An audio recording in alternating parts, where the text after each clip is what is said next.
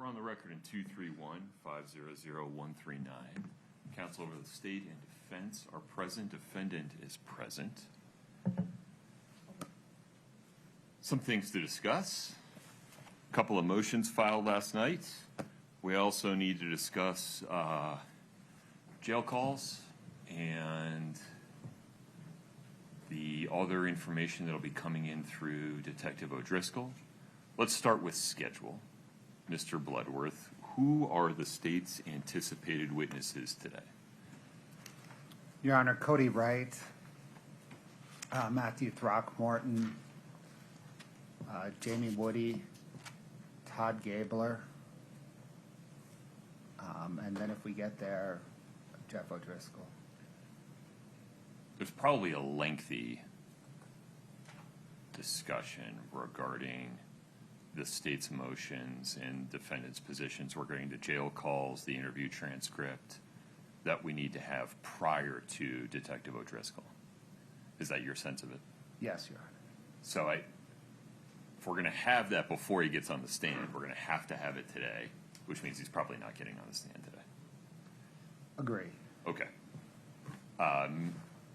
Ms. Lewis, you're the one looking at me, so I'll just ask you, does that sound right? Yes. Okay. Okay. So we'll plan to at least begin, if not have that discussion sometime today.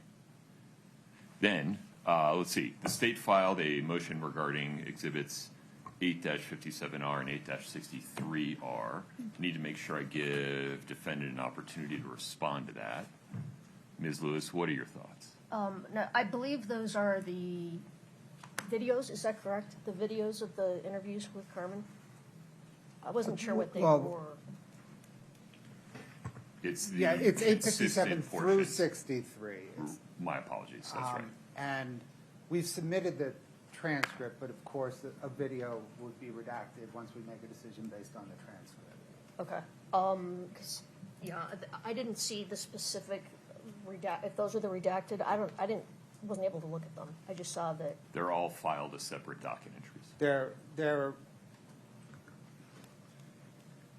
There's the 6 Carmen Laba interviews involving Summit County Sheriff's Office and 1 involving the United States Attorney's Office. And these are redacted portions of those 6 interviews used to rehabilitate Carmen Laba. Okay. I guess I need to look at the redacted version. I didn't realize that. I was looking through what the state files in box to get to us, and it wasn't in there when I was looking at it yesterday evening. So these are the attachments to the motion that was filed over the weekend. And we have the same objection to the motion. I mean, it's the same objection. I will have to look at the redacted version. But I'm not sure what you mean by same objection, but let's not spend time on that now. The state is designating specific portions, a very limited subset of the 900 pages of combined transcript, as consistent statements to rebut a charge of either recent fabrication or pressure to change her testimony. I'm going to have to make a ruling regarding each of them. Okay, I'll read them. The redacted versions. Sorry, okay. I misunderstood what was filed. So that's that. What's a reasonable time to have that conversation, Ms. Lewis? I'm going to try and look at them this morning. I don't know. Let me pull them up, and then maybe at the break we can talk about that. I'm not okay. We'll check back in about that. I had them to bring it in. It's this much paper, and so it may be more than you can do between now and the lunch break, but let's be reasonable. Mr. Bloodworth. Right. Your Honor, I think that's a prerequisite to having a full discussion on Jeff O'Driscoll's testimony. Is that true? Why is that true? Why don't those issues stand alone or stand independently? Your Honor, they do stand independently, but Jeff O'Driscoll will likely be the state's last witness. We would then then use those exhibits as part of his direct examination. That makes sense to me. Okay. I understand that. Okay. Let's see. Defendant's motion for mistrial regarding the alleged Giglio violation that was mentioned on the record. I asked defendant to file that in writing. They did. It's docket 1691. Need to give the state an opportunity to respond to that. What's reasonable, Mr. Bloodworth? Your Honor, state can respond right now. I'm gonna need some details that I'm not sure you can provide right now. And even if you can, having it in writing would help me keep it all straight, even if it's just the factual position about what was provided when. Your Honor, we can do that. I don't think that the state disagrees on the facts Okay. laid out in the defense's motion, but we can provide something to the court in writing tomorrow morning. That's fine. And if that's the case, it sounds like it won't be burdensome to produce it or to draft it. No, Your Honor, it's not too burdensome. Okay. Sounds good. Your Honor, just maybe a heads up. Can I refer to the court to State v. Bisner? That will feature in the state's response. I look forward to reading it after I get your response. Understood. Okay. Very good. Then, Ms. Lewis, there's also the oral motion for mistrial that you made at Sidebar regarding references to quote-unquote charges in State's Exhibit 2-46. That was on March 5. We provided a curative instruction to the jury on that. Is that something your defendant is standing by, or is that motion withdrawn?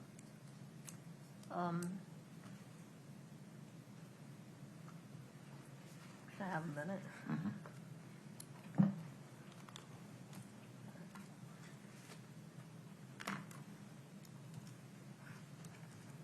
It's 2-46.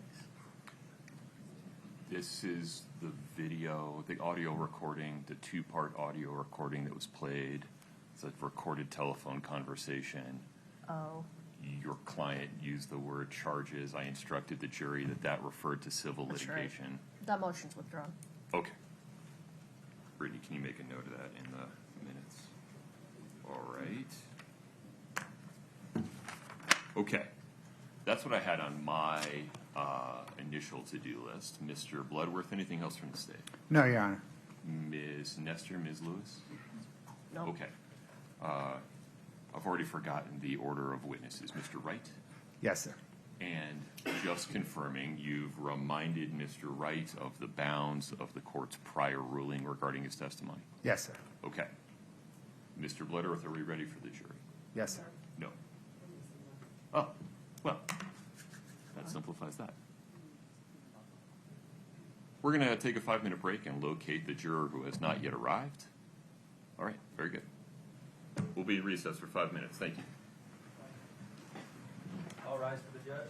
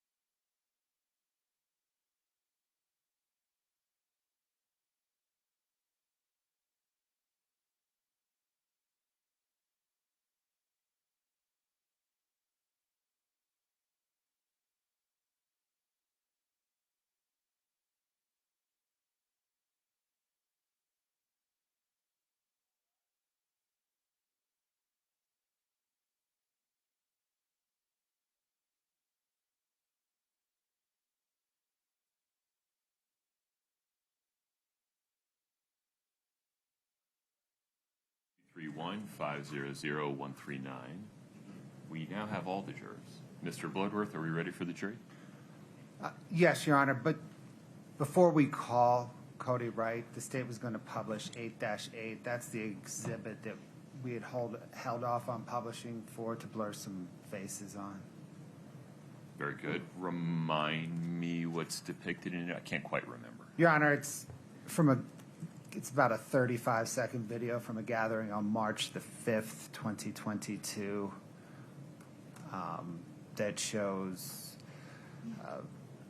the defendant, Chelsea, Barney, Bryce Knutson, and others. Celebrating. Yes, sir. Okay. Ms. Lewis, I think I've already ruled on any objections to that, correct? Correct. Okay. So we'll start in that way. I'll have you introduce it and just offer it again. Okay. Ms. Lewis, Ms. Nestor, anything before we invite the jury in? Okay. Let's do it.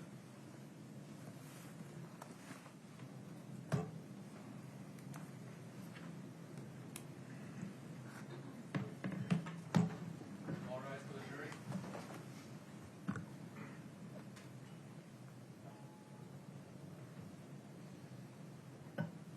Please have a seat as you come in.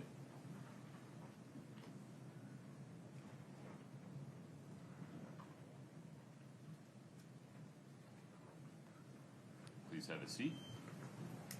Ladies and gentlemen, thank you for your patience. We'll continue with additional evidence from the state.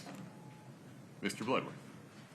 Thank you, Your Honor. Your Honor, on Thursday, the court took testimony from Chelsea Gibson, who referenced a celebration on March the 5th, 2022, and the state was redacting some children's faces from the video. The state now moves that exhibit 8-8 into evidence and moves to publish it. Chelsea Barney, correct? Barney, did I say Gibson again? Yes, sorry. Chelsea Barney, March 5, 2022. Yes, Your Honor. Very good. Let me get that up.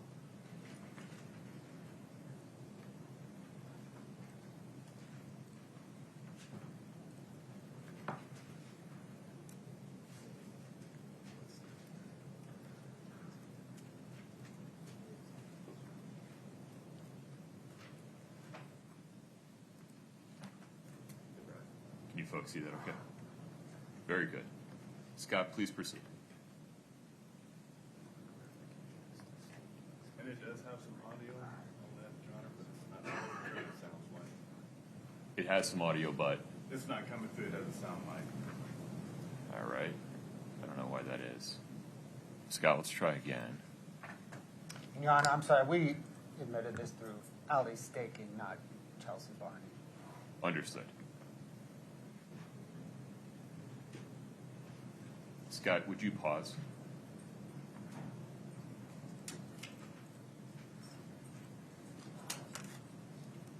Would you disconnect and reconnect, and we'll just start over? Check the settings on your end, please. I'll do it.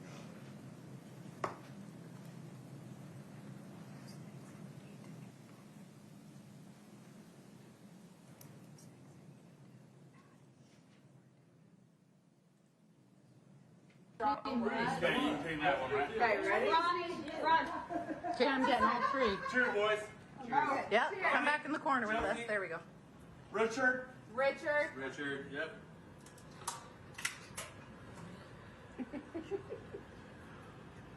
Richard. Look, Josh is still going. Ron, take that all out of here. Oh!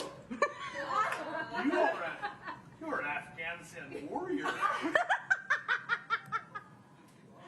You are an Afghanistan warrior.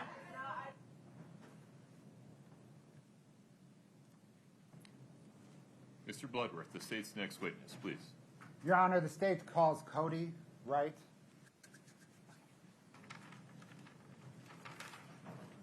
Mr. Wright, good morning. If you'd step in front of Brittany, we'll get you sworn in. Please raise your right hand. Do you solemnly swear the testimony you're about to give in the matter before the court to be the truth, the whole truth, and nothing but the truth, subject to the pains and penalties of perjury? Thank you. Have a seat.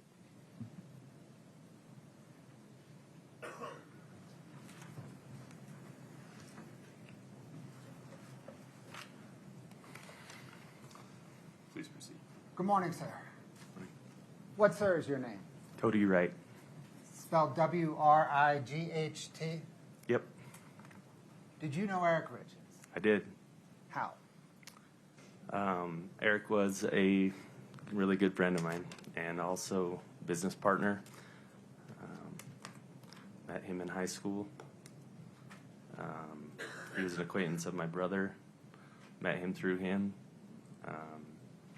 Became good friends through the hunting world.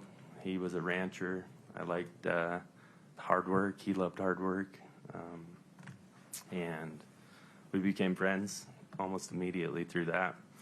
That led to a lifelong of events together and fun together and work together.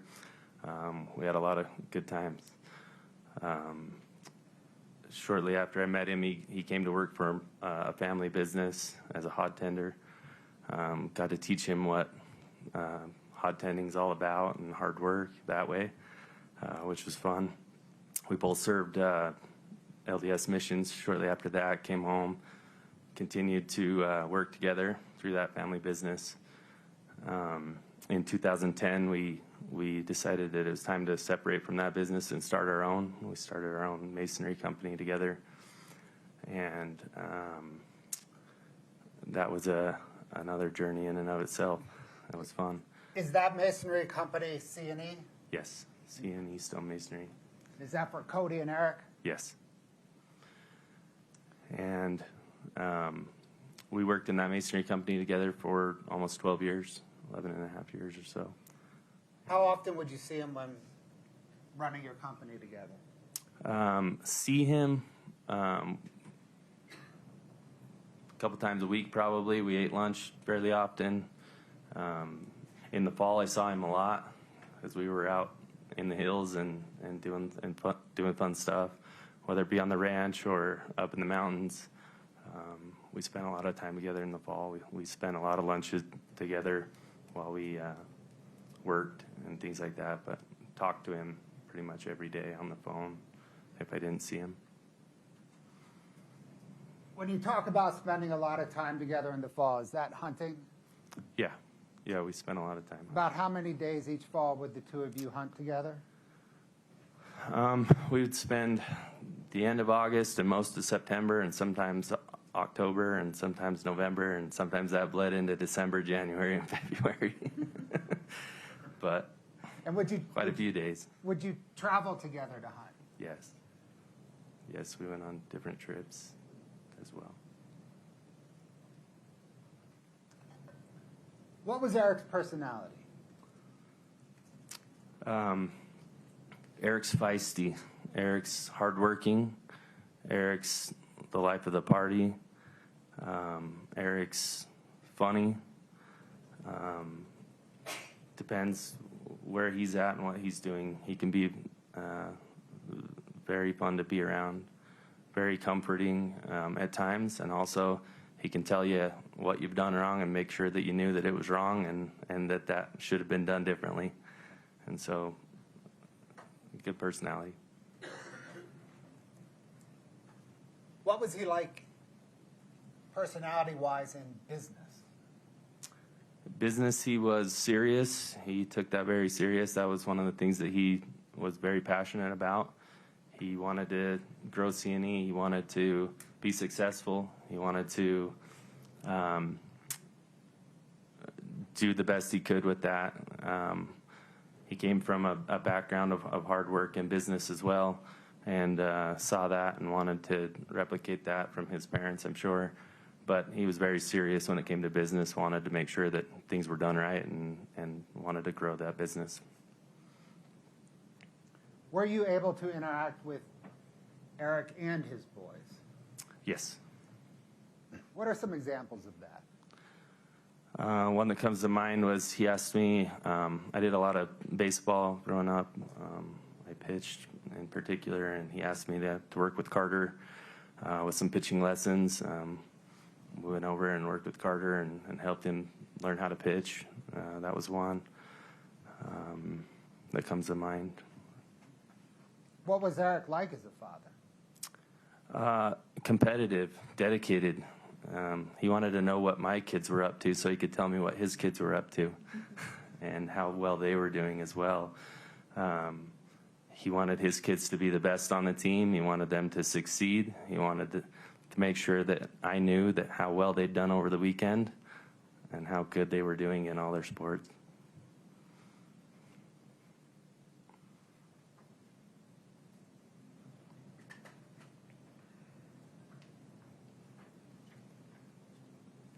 What was your business relationship in C&E? We were 50-50 partners. So we were, I ran half the business, he ran half the business, although that wasn't like a perfectly straight line, right? We did paver, stone, tile work. I took care of tile and paver work. Eric took care of the stonework side.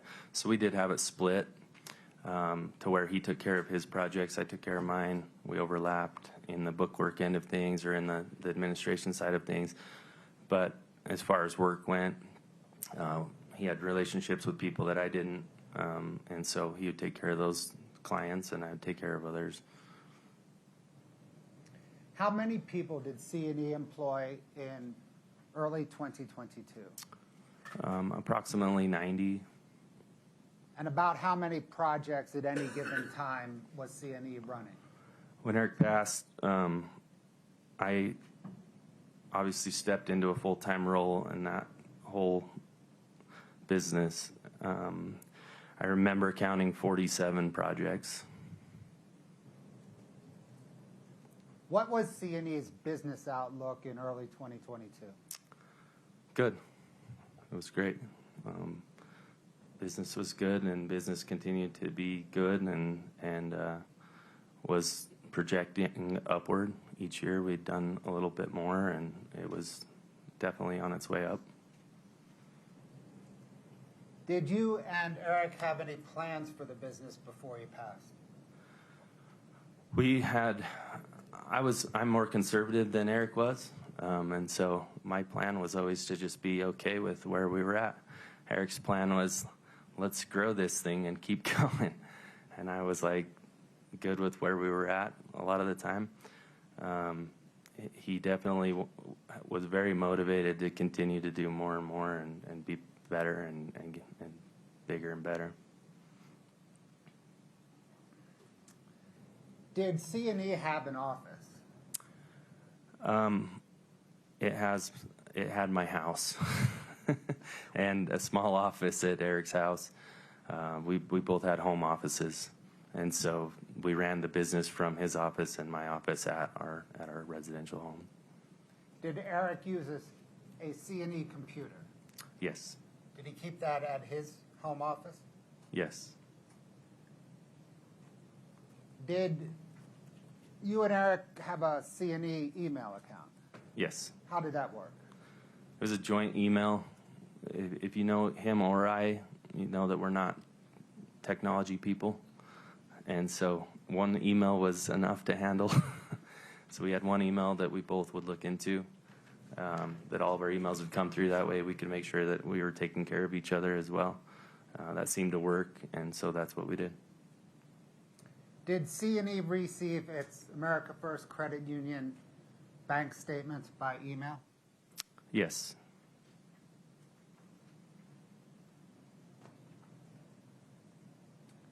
Are you generally familiar with Kouri Richins Realty? Generally familiar. Did there come a time when C&E assisted Kouri Richins Realty? Yes. How did that come about? Eric called me, was distraught. I said that some things had happened in their home that. Object to hearsay. Just saying, please rephrase. Or just keep moving. Your Honor, can we approach? Sure.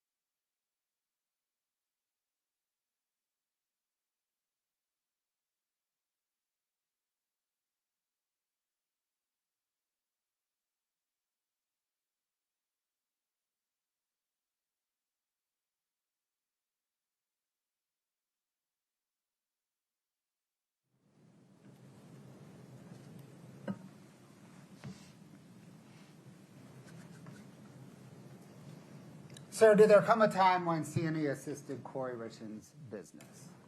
Yes. How did C&E, without saying anything that Eric told you, how did C&E assist Kouri Richins' business? There was a loan that was needed to be had for that business that was asked for, where C&E would provide the funds to fund a project, and C&E did provide those funds. Was that a loan rather than an investment? It was a loan. Was it in extraordinary circumstances that caused C&E to loan Kouri Richins money? There was a need for that loan. There was a need for that money to make sure that financial things were going to happen for reimbursement. And was that related to a K. Richins Realty project on Franson Lane? Yes. And was that in October of 2020? Yes. I believe so. And was that approximately $200,000? Approximately.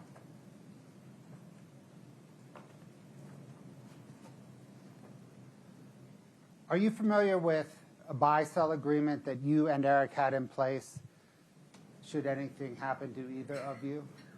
Yes.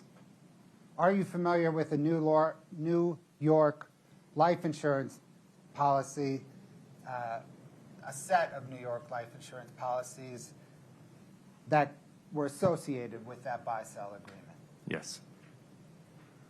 Are you familiar with the series of beneficiary changes to the New York life policy on your life in January of 2022?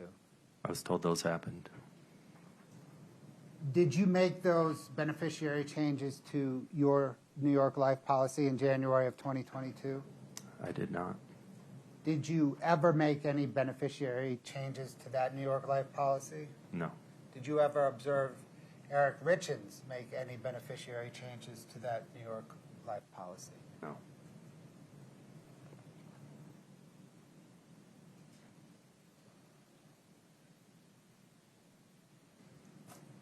Your Honor, Of course. Your Honor, I'm approaching the witness with Exhibit 8-49. It's some handwriting exemplars I think everyone's familiar with that I need to lay some foundation on. So can you please turn to tab 2?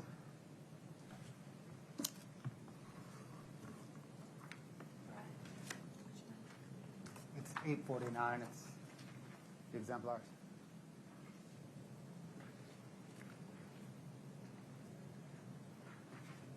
Sir, did you collect those business and haircut receipts from C&E's records?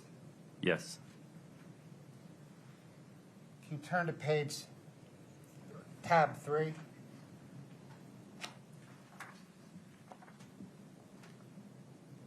Did you recover those documents from Integrated Solutions?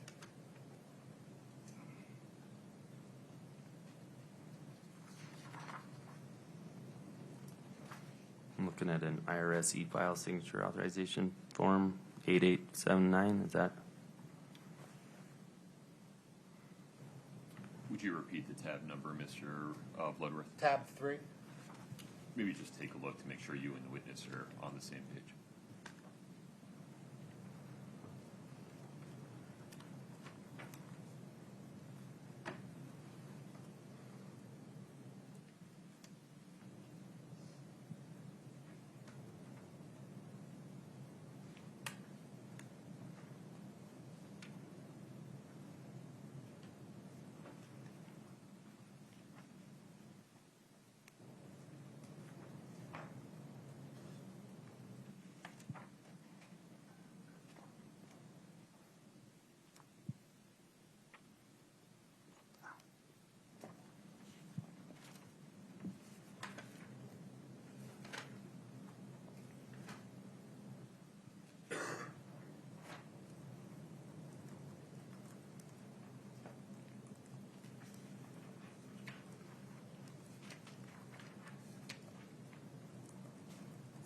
these 4 pages of tab 3. Sir, did you collect those documents from Integrated Solutions, those 4 pages in tab 3? We requested any signatures that they might have to be sent. And did they then provide those to you? Yes. Sir, can you turn to tab 7, please?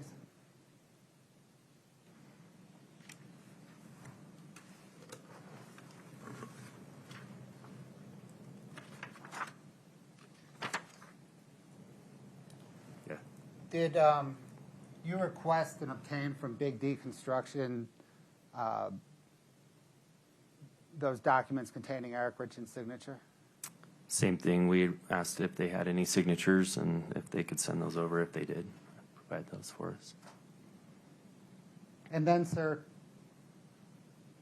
tab 13.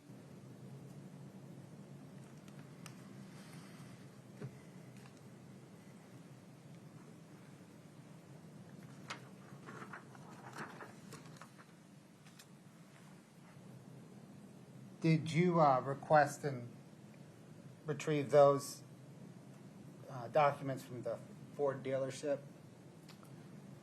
I did not request the ones from Labrum Ford. Okay. The documents at tabs 2, 3, and 7, did you then provide those to Kouri Richins? Yes. I'll get that from you. Thank you.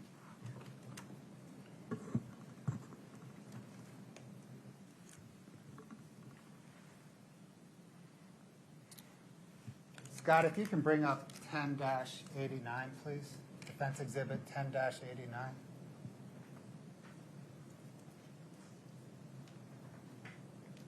He has it. Your Honor, I'm sorry, we don't have it. You should.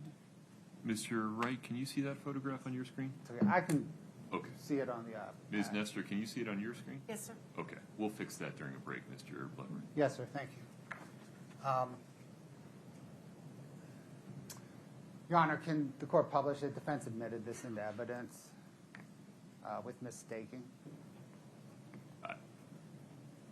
Brittany, will you just confirm that that's correct? I don't recall.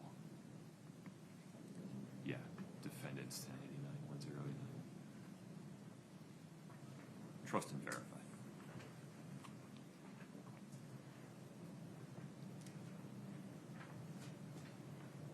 Okay, very good. There you are. Sir, are you married to Allie Wright? Yes. Is Allie Wright in this photograph? No. Thank you.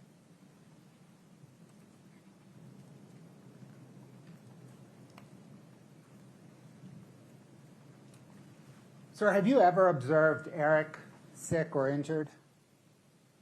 Yes. Can you give some examples, please?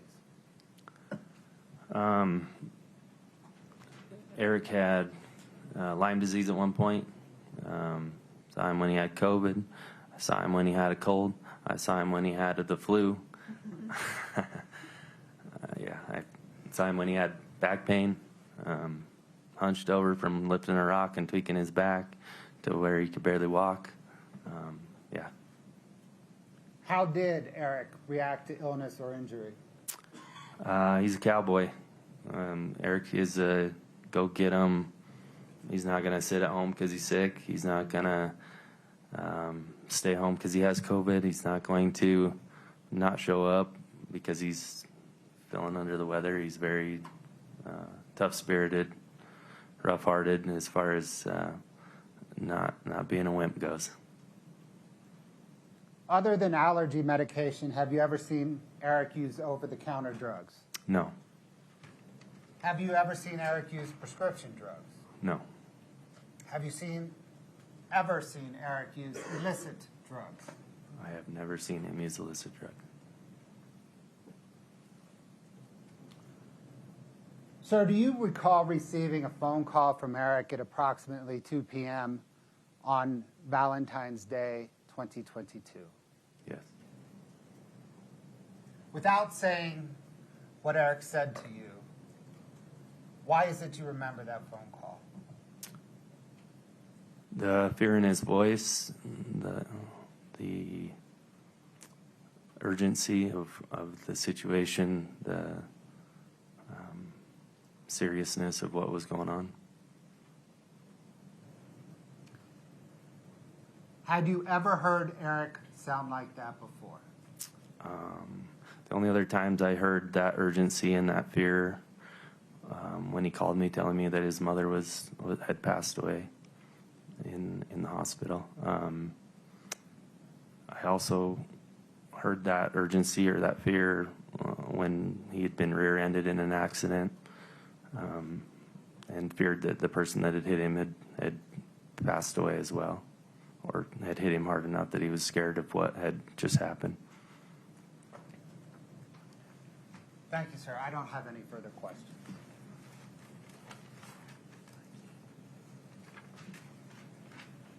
There's more water in that corral. Ms. Nestor, please proceed. Thank you, Your Honor. May it please the court. Good morning, sir. You and I have met before, but just to remind you, I'm Kathy Nestor, and I'm one of Kouri's attorneys. So I want to talk to you about C&E a little bit. You mentioned that the, excuse me, Your Honor. You mentioned that the company was growing about the time Eric passed away, right? Yeah. Yes? Yes, it was slowly growing. Yep. Okay. And you guys split everything 50-50? Financially and in the administration part of the business, yes. So whatever you made in a year, he made in a year. Yes. So in 2022, how much did you earn that year? Objection, Your Honor, relevancy. Would you approach, please?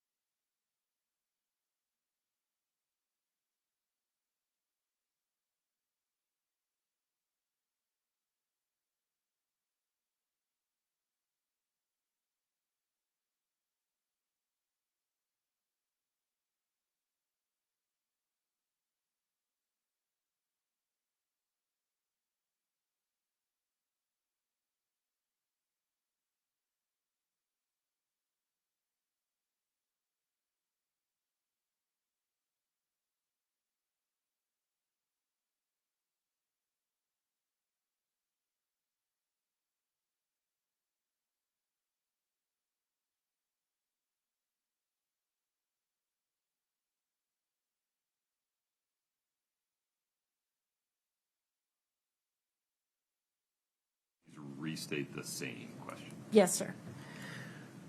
So, how much did you earn, let's say 2021, the year before, just a few months before Eric died? How much did you clear that year, income, Are you talking personally or in the business or? personally? Personally.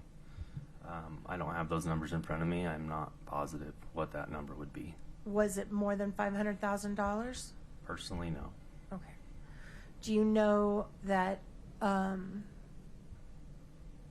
do you know what Eric made in 2021? Mr. Bloodworth, go ahead. Objection foundation.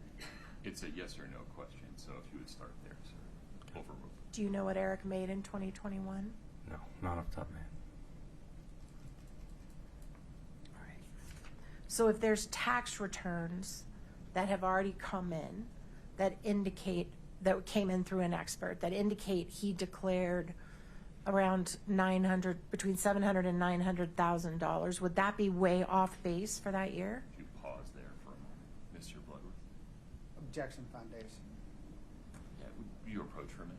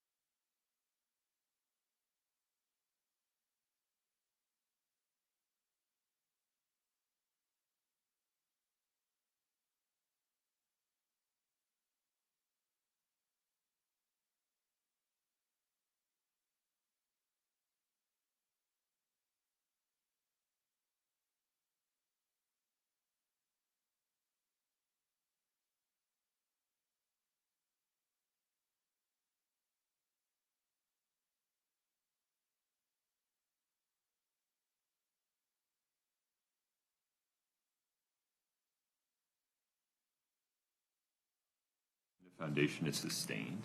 Ms. Nestor. All right.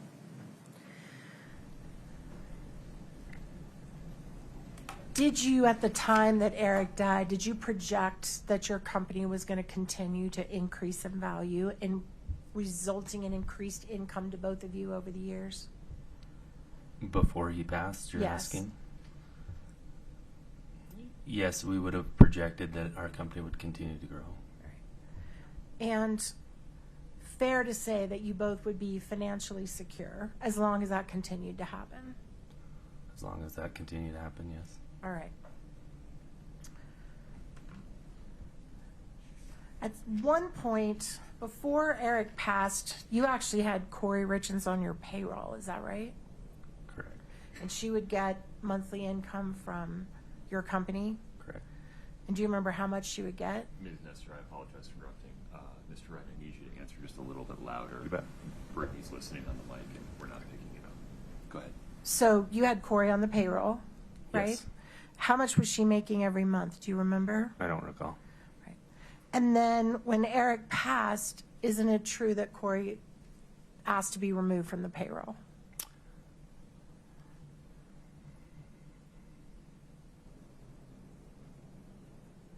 I do not believe she asked to be removed from the payroll. We continued to pay her for some time after he passed. Like a week? I recall it being longer than a week. How long do you recall it being? A couple of months. Okay.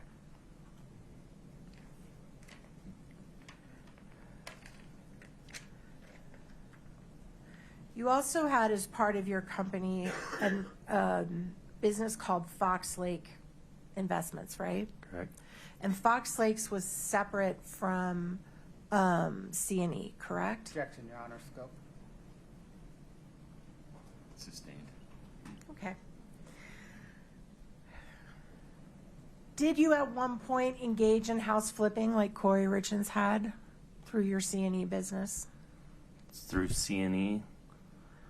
Not through C&E, through Fox Lake, through anything? Objection, Your Honor. Scope. Sustained. Okay. All right, let's talk about the Fransom Lane property. The Fransom Lane property, you just testified that you gave a loan or invested, or whatever word you want to call it, about $200,000, right? Approximately. And do you know what that money was used for? The money was used for fixing up that home, Rehab costs, rehab costs. right? And you got all of your money back plus interest, is that correct? I believe we did, yes. And do you know how much interest or profit you made on that? I don't recall. All right.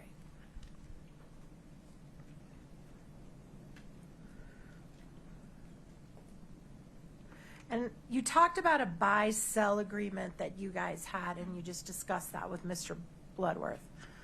The buy-sell agreement is basically when partners in a business buy an insurance policy on each other, right? Correct. So that if Eric died, you would get money. If you died, Eric would get money, right? Correct. And the idea of that policy is that you pay the family member to divest from your business and say, look, here's the $2 million. Please don't be a partner with me. I don't want to be partners with you. I just want to pay you $2 million and you go away and you're done with this business, right? The idea of it is to do whatever the contract states. So whatever is in that contract would be followed. And was it your understanding that your buy-sell agreement would allow whichever person survived the other partner to pay that money to the family, and then the family would not be involved in the business from there forward? In our buy-sell agreement, we had it so that the proceeds would go to the family. Right. And Mr. Bloodworth talked to you about a beneficiary change on the buy-sell agreement, right? Yes. And that occurred on January 1st of Objection, 20. Your Honor. Just foundation, the beneficiary change is on the life insurance policy, not the buy-sell agreement. I think that's what Ms. Nestor meant. That's what I meant. Appreciate the clarification. Thank you.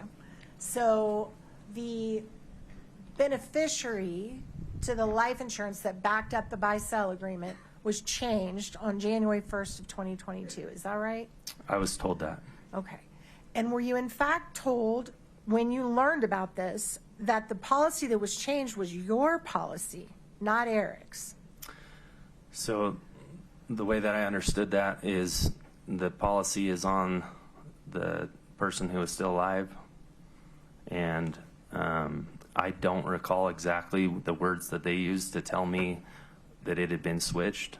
They told me that someone had logged in and switched that beneficiary, and that was to your policy. Yeah, I don't recall the exact words that he used in that moment. Well, think about it. You remember everything else. You don't remember if it was your policy or Eric's policy that it was changed? Your Honor, objection, asked and answered. Your Honor, I'd like him to have a chance to answer it. Overruled. Please answer Ms. Nestor's question. So it's tricky because it's a flip-flop. So I'm trying to think about that in this setting. Give me just 1 second. It's okay. Take your time.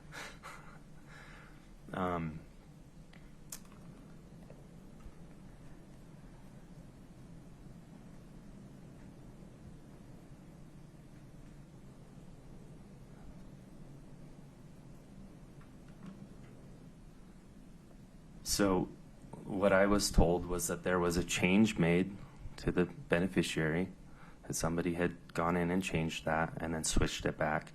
I do not recall him telling me whose name was changed or anything like that. So it's possible it was your policy? There's a possibility. Okay. And if it was your policy, that means if you died, the beneficiary would be somebody different, not if Eric died, right? Correct. Okay. And then it was changed back, right? That's what I was told. So at the time that Eric passed, Kouri Richins was not a beneficiary of your policy, right? Can you say that again? At the time Eric died, Kouri Richins was not a beneficiary of your personal policy, correct? Not of my policy, no. And she was not a beneficiary of Eric's policy, correct? The policy stated that if he were to die, I would pay his family the money. And that's what you did. You paid Katie Benson and the trust I the did money? not pay Katie Benson. I paid the trust. You paid the and trust. I put it into the court, Okay. which was instructed by attorneys. Okay. So none of that money went to Kouri, right? I have no clue where that money sits today. You didn't give it to Kouri. I gave it to the court You gave it as to I was instructed For through the- my attorney. on the behalf of the trust. I believe so, yes. Okay.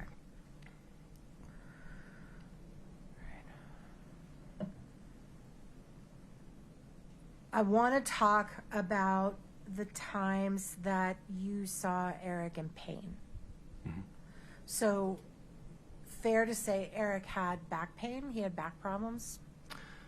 He would pinch a nerve once in a while and have back pain, yes. And he'd be unable to work? He would work through that. Sometimes he'd be unable to work? He would still probably drive around in his truck, which is considered work. I mean, Okay. he wasn't out lifting another stone, if that's what work, yeah. So it might have impacted the type of work he could do. Yeah. All right. And he also had knee pain,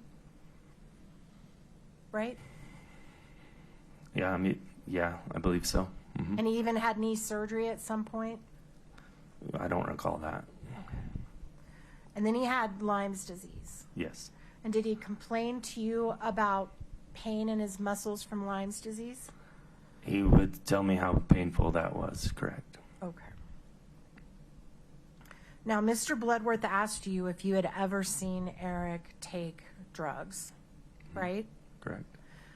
And Eric, you mentioned you guys went on a mission together, right? Correct. So it's fair Different to times, but not together. It's fair to assume that you subscribe to the faith of the Church of the Latter-day Saints. I am LDS. Okay.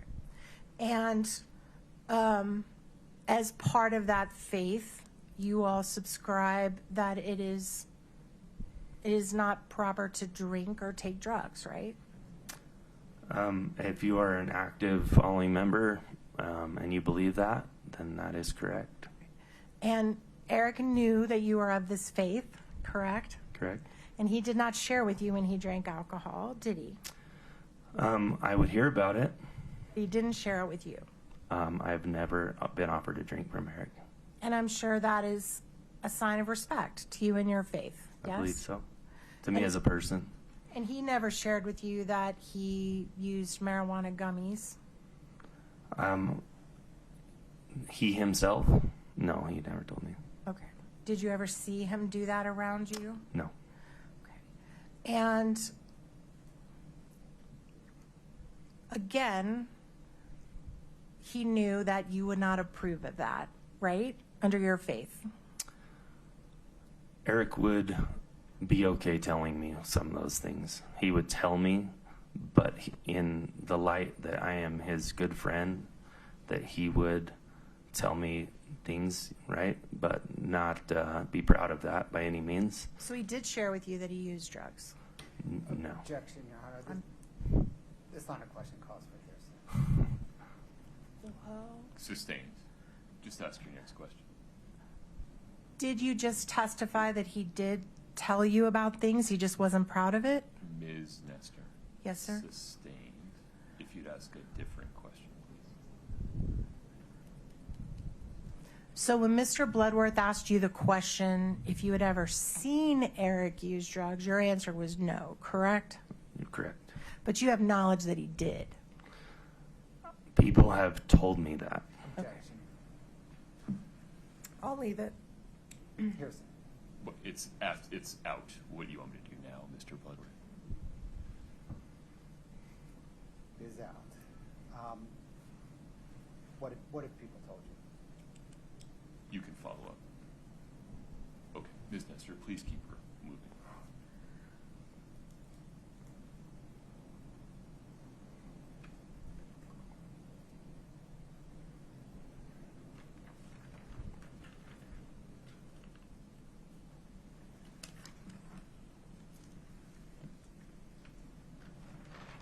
You mentioned that you and Eric used to go hunting together. Is that right? Yes. At some point, did you provide information to hunting law enforcement officials about violations that Eric had done when he was hunting? Yes. And was he placed in jail for that? Yes. And you provided that information and testimony against him? No. Okay. But you told the police that he did what they thought he did, right? I was in. I was brought in and asked questions that I answered to. And those questions incriminated Eric? Yes, Okay. some of them. And you and Eric kind of had a falling out after that, is that fair? Falling out in what sense? You stopped going on vacations together with your families? We didn't go on vacation with our families very often as it was. So I would say that was not something that immediately happened after that. And your relationship became more tense, more difficult between the two of you? Oh yeah, he didn't like it. Okay. Yeah, he was upset about that.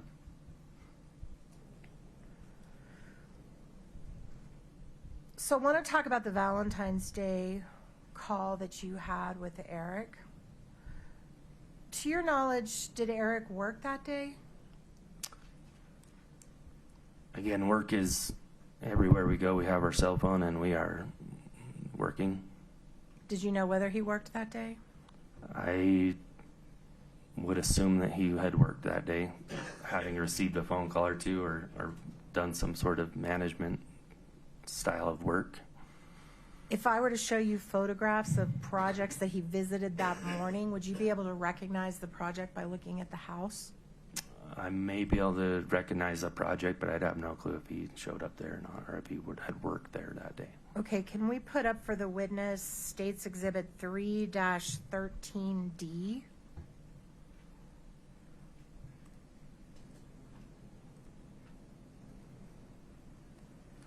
All right. Your Honor, I'm sorry, we still don't have it. You're welcome to use that. Okay, do you see that photograph in front of you? Yes. All right. And that is a photograph and Could you Eric. pause for one moment, Ms. Nestor? Mr. Bloodworth? Objection, Your Honor, foundation. He hasn't even let me get it out of my mouth yet, Judge. Are you about to lay some foundation? Yes, I am. Okay.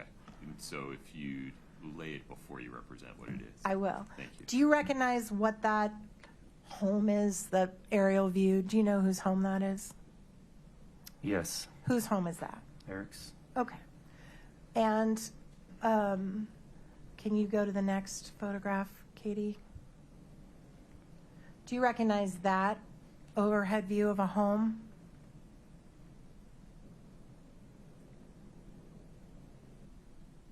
I don't. So you don't know if that's one of the homes that Eric was working on or one of his projects at the time?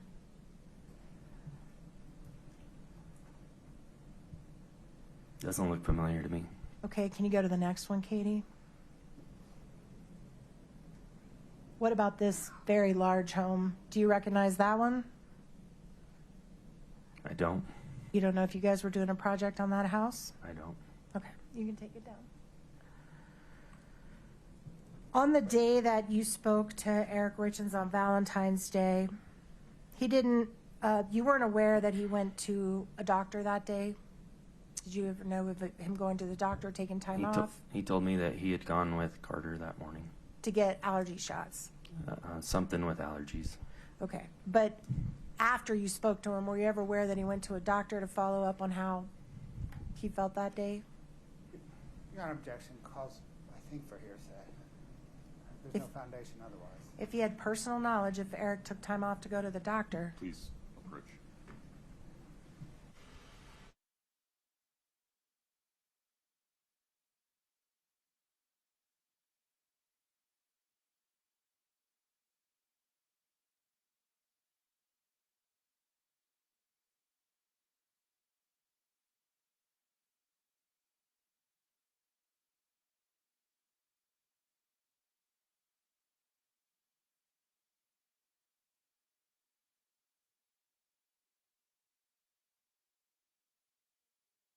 did you give Eric a ride to the doctor that day?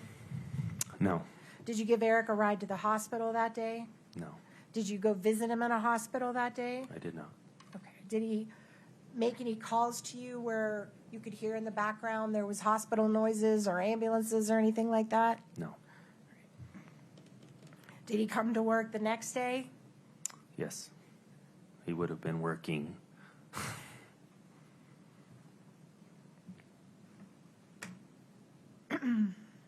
All right, the day that Eric died, on March the day before he died, the 3rd, you guys went to lunch that day, didn't you? Yes.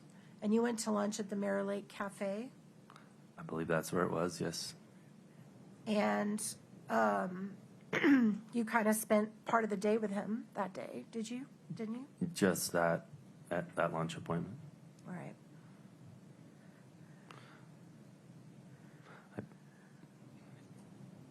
And then you got notice that he had passed, correct? The next morning. And did you send Becky Lloyd to Eric's house to pick up all of his computers? At a certain point, yes. I don't remember when, but yes, she went and picked the computer up. And was that within a day or two of his death? Yes, it would have been within a couple of days. And you didn't clear that with any law enforcement? Didn't, nope. So you picked up his computer, or Becky picked up his computer and brought it into y'all's custody, right? Yeah, it was a C&E owned computer that we needed the company stuff from. And did you get into the computer? Did you open it? Did you look for documents in it? I don't know how to turn a computer on half the time. Okay.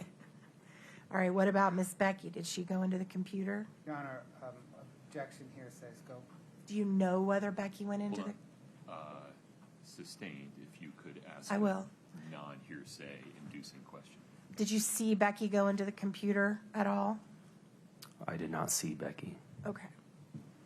And then at some point, a private investigator came to talk to you about that computer, correct? Correct. And that would be Mr. Todd Gabler. Correct. And Todd worked for the Richins family or the trust. I don't know who he worked for, but I assume that's correct. And you told him that Becky had the computer? Correct. And you sent him to get it from Becky? I don't remember sending him. Did you authorize Becky to give it to him? We would have in that instance, yes. Okay. And in all that time, no law enforcement had gotten the computer first? Correct. All right. And then isn't it true that shortly after Eric died, you also sent somebody to pick up his work truck? Correct. And explain to me what the work truck looked like. Brown Ford 550 flatbed truck.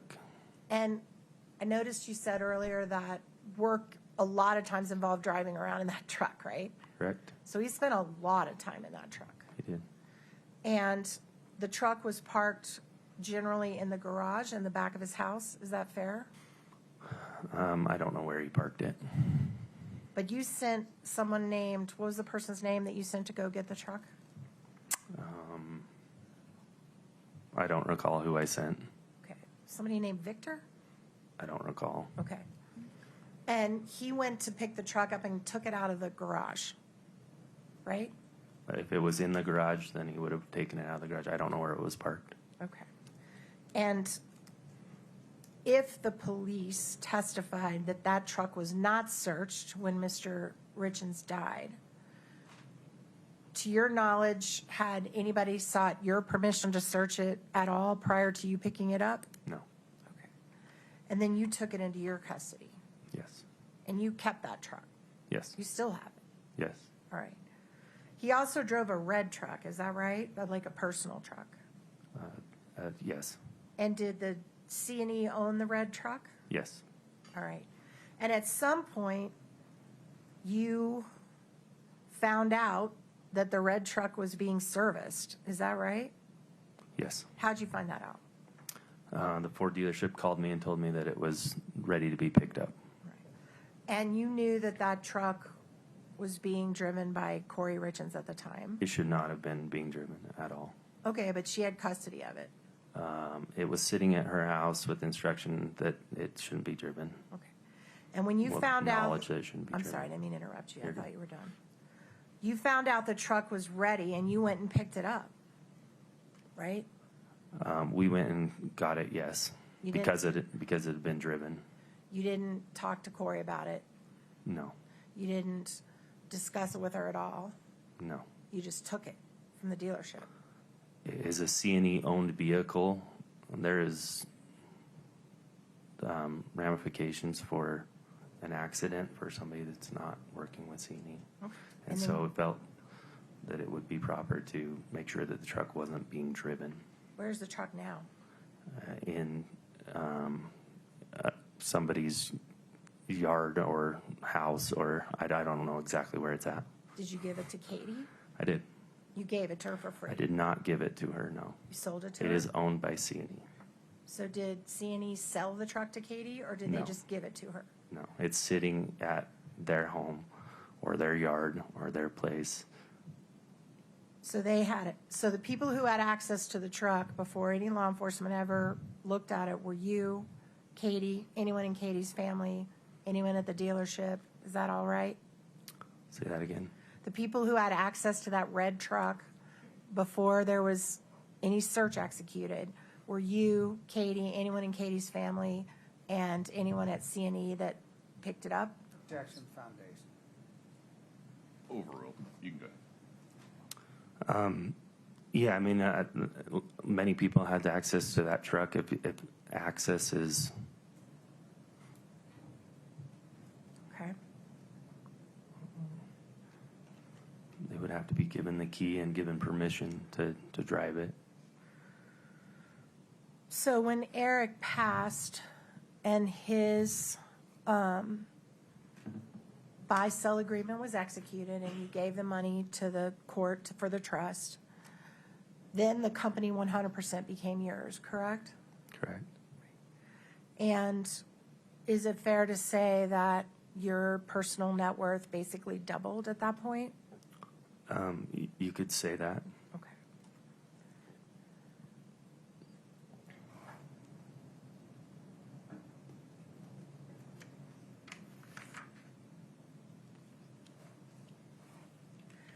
Since Eric's death, you've remained close with his family, is that fair? Yes. And you've actually, you and your wife have accompanied Eric's family to court and sat with them during court hearings? We have.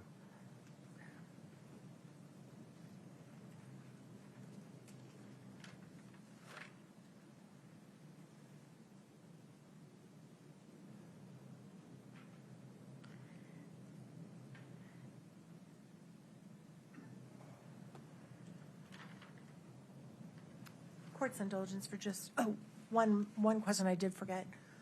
The New York Life, that was who had your insurance for your buy-sell, correct? Correct. Were you aware of whether Kouri and Eric had personal New York Life policies as well? I don't know the answer to Okay, that. that's fine. Court's indulgence for just 1 minute, Your Honor. Of course.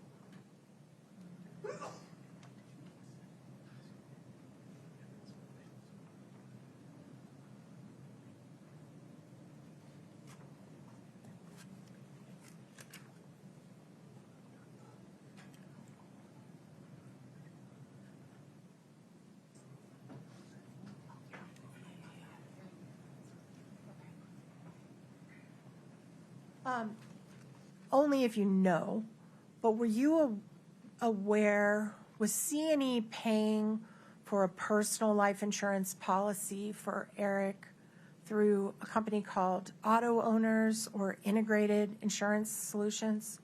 I'm not aware. I don't Okay, know. that's fine. You mentioned that Eric loved hunting, right? Correct. And after you gave your testimony to the Department of Wildlife and Natural Resources, Eric couldn't hunt for a while in the United States, is that right? Correct. But he still could hunt in Mexico. Correct. And are you aware that shortly before his death, he went hunting in Mexico? I am. Do you know when? It would have been in February sometime, I believe. All right. And how often did he Maybe hunt January. in Mexico? Are you aware?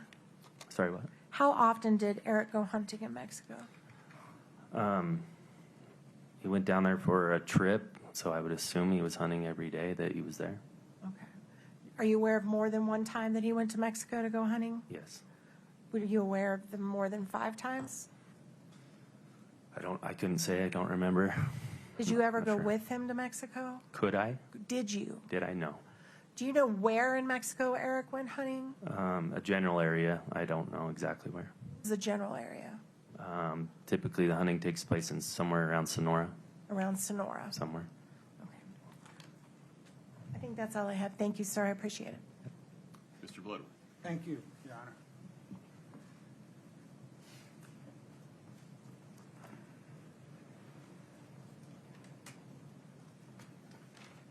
Sir, from your perspective, was the loan to Kouri Richins Realty in connection with the Franson Lane property out of necessity? Yes. You testified that generally people had told you that Eric did drugs. I want to be specific. Did people generally tell you that Eric would use THC edibles? Object to hearsay. You opened the door, overruled. Can you repeat that?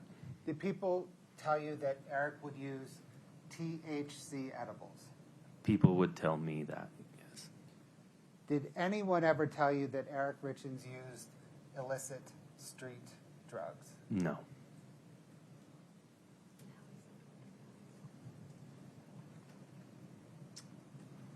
You testified that you provided some inculpatory information to DNR officers in connection with their investigation of Eric. Do you recall that? Yes. Why did you provide them with information? Eric was being investigated for a wildlife incident. Somebody else had turned him in, and they brought me in to answer some questions that they had. And did the incident involve not having a tag and killing an elk? Yes. Why did you provide incriminating evidence as opposed to covering for Eric?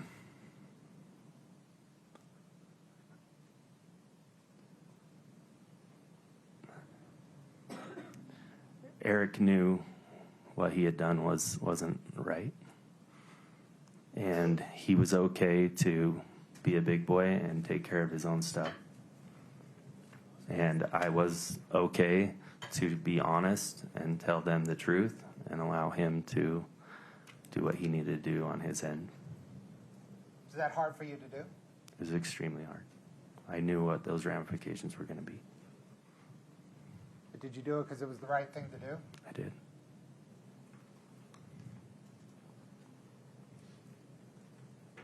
Does March the 7th, 2022 sound like about the right day when you dispatched somebody to pick up the brown truck from Eric's residence? Sounds right.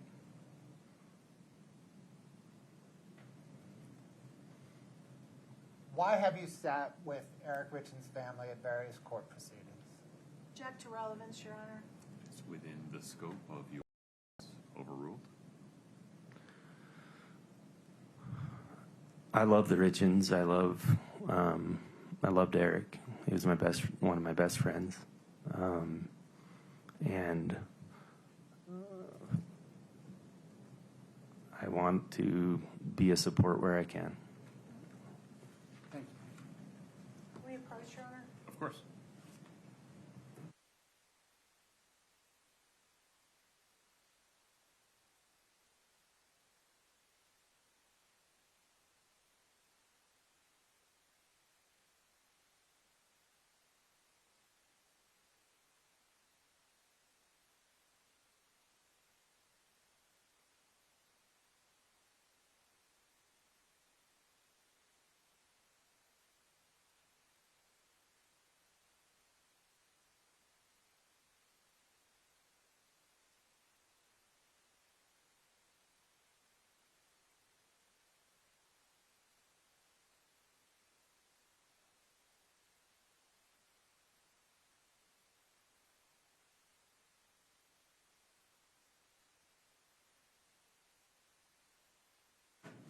Folks, this would be an opportune time for a restroom break. I was about to take one anyways. Please rise for the jury.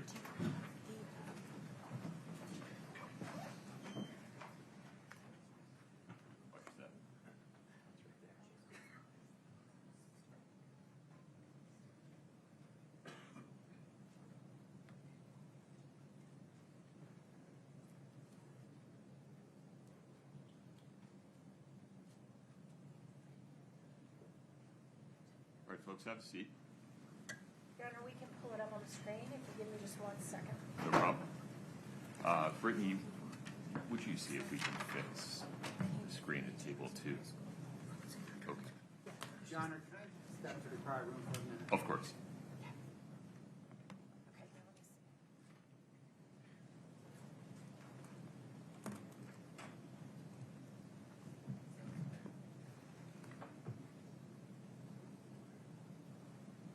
Mr. Wright, I'm not certain, but I think it'll be necessary for you to leave the courtroom for this discussion. Okay. So out of an abundance of caution, would you please step into the lobby? Please do not speak with anyone while you're out there. Thank you, sir. Your Honor, we can put it on the screen for you, or do you want me to wait for Mr. Butler? We just wait a moment. Yeah. We're just trying to fix his screen.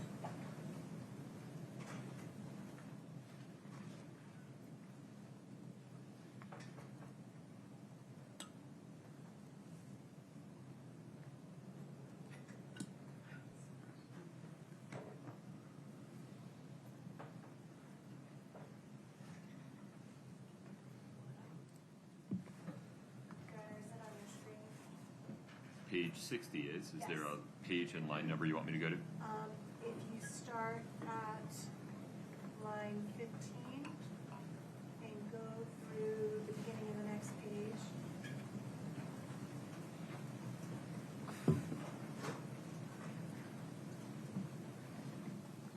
If you can go to the next page for me. Your Honor, I probably need to read it into the record for purposes of the record. One moment. Can we go back to page 60? Do you have it up on your screen, Mr. Bloodworth? I do, Your Honor. Okay. So the part that we're seeking to examine the witness, and we submit that the state has opened the door by asking the question, has anyone ever told you Eric used illicit drugs? And his answer was no. In this testimony at the preliminary, page 60 line, beginning at line 15, and were you aware that in high school Eric had an addiction to pain pills? Answer, I did know that he participated in pain pill taking for sure. Question, you did? Answer, yes. And do you know what his pill of choice was that he was addicted to back then? Answer, I believe in high school we called them Red Devils. Is that where you want to stop? Yes. Okay. Now, I'm not entirely sure that Mr. Wright is referring to illicit street drugs, quote unquote, there, but I also don't know the other way. Mr. Bloodworth, you'd be able to clarify that with him once it came in. I think I already ruled on a motion to eliminate that this issue would be admissible, correct? No, Your Honor, it was the opposite. Well, Oh, that's, yeah. In the motion in limine, Bring it and with me. we're scrambling in the back to get Yeah. this now, the motion in limine briefing to you. But in the motion in limine, Mr. Wright clarified this testimony to say his awareness was from other people. Oh, that's right. Not from observing Eric Richins. So whatever he knows about Eric Richins' high school drug use, if any, is hearsay. Mr. Wright also clarified, it wasn't Mr. Wright that was clarified. Also, the state produced evidence that Red Devils, circa whatever it was, 2020-ish, was a reference to an over-the-counter cough suppressant that kids were taking in high school. So I think the defense is saying that the court I'm sorry, that the state opened the door is unfounded. May I respond, Your Honor? One moment, I've got to read my ruling. Yes, sir.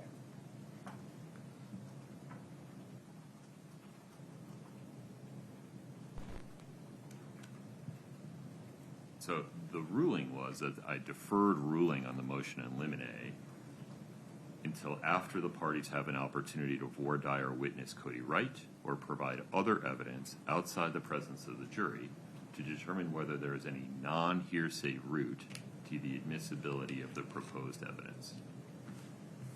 Thank you, Your Honor. So here's what just happened.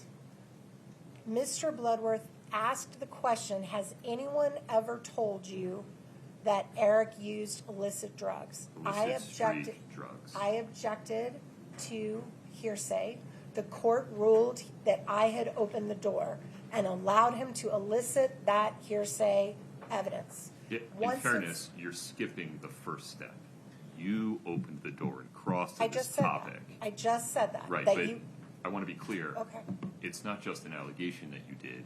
You did. Okay. Then Mr. Bloodworth went into it. Okay, absolutely. I was trying to convey that. I'm sorry if I didn't do it correctly. I was not trying to skip any step. You ruled that I had opened the door. You allowed him to elicit what would typically be hearsay evidence because I had opened the door. Now it's in. Now this witness is set on the stand. No one's ever told him that Eric used illicit drugs, and that is not true. Illicit street drugs. Please be precise. That's what these are. He's Well, claiming. we don't know one way or the other. Would you like an opportunity to voir dire Cody Wright about that, consistent with the court's motion in limine ruling from January? I'm happy to voir dire him if it helps the court with your ruling. It is my position that at this point, I'm entitled to impeach him for making a statement in response to the state, elicited by the state, that no one's ever told him Eric used illicit street drugs. Here I have testimony that is contrary to that. I have a right to impeach him on that. I'll voir dire him on whatever you want, but it is my motion now that I be allowed to go into this because the state has put it there. They've put it out there. I have a right to impeach that he just testified falsely and inconsistently with what he said at the prelim. And it's very important, Your Honor.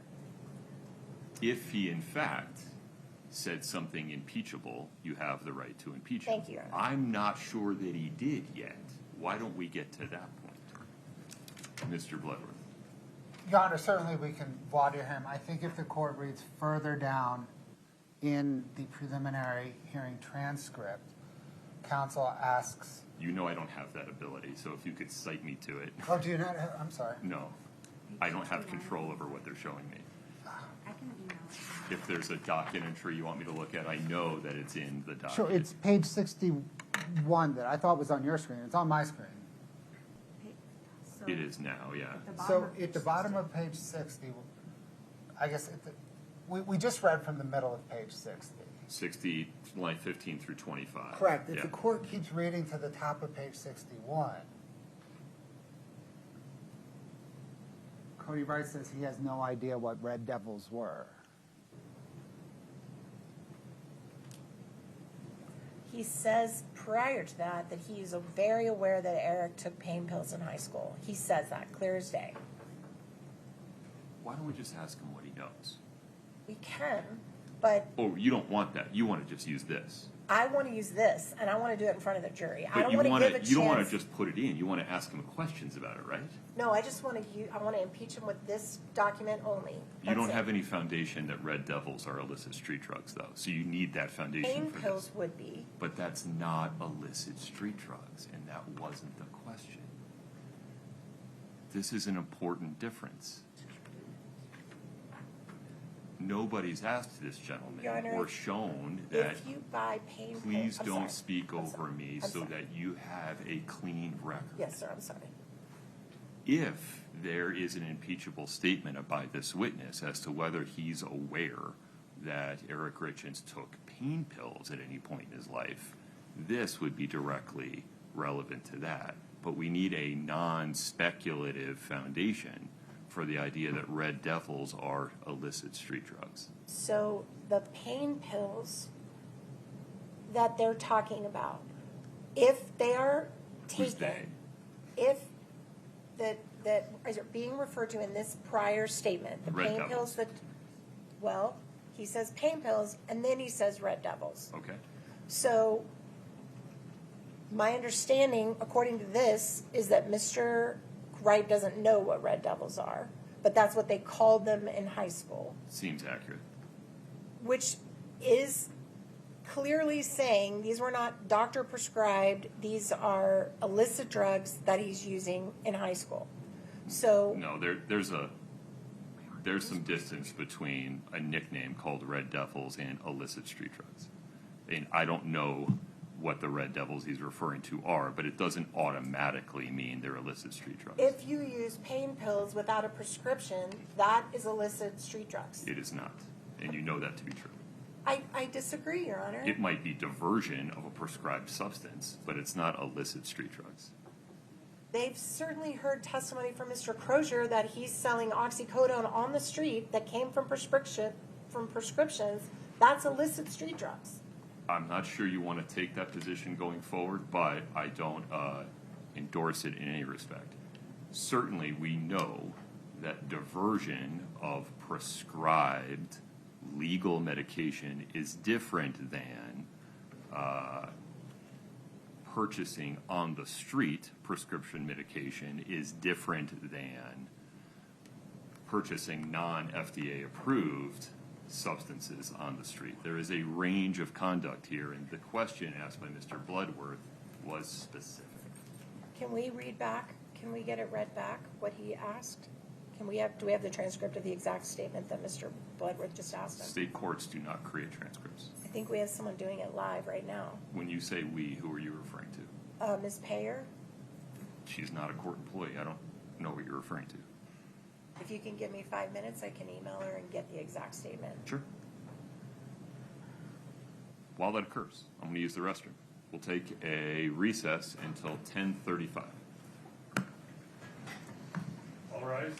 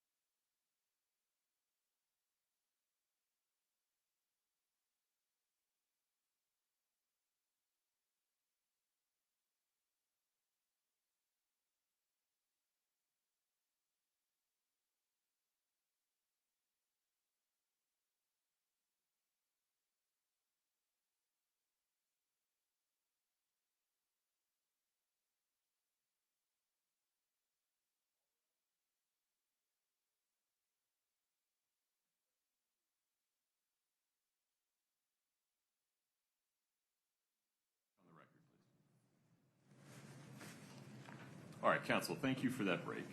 A little bit more context here for this discussion. As we discussed on the record during the hearing on the parties' various motions in limine, the topic or the concept of whether Eric Richins used pain pills during his lifetime, prescription or non-prescription, illicit, that is relevant. But at the motion in limine hearing, and as I sit here right now, it's unclear as to whether there's any admissible evidence that he did.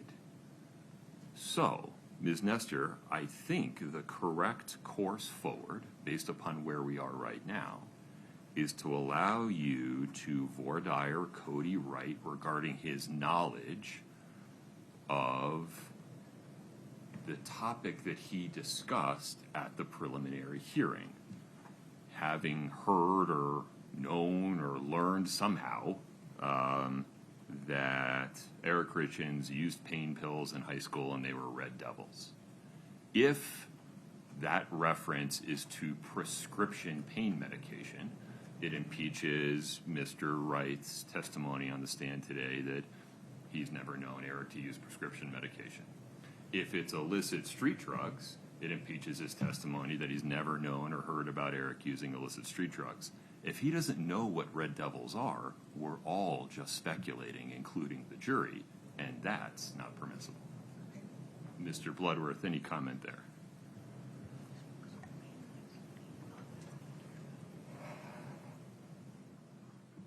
Your Honor, I think Mr. Wright's testimony, let me grab the question.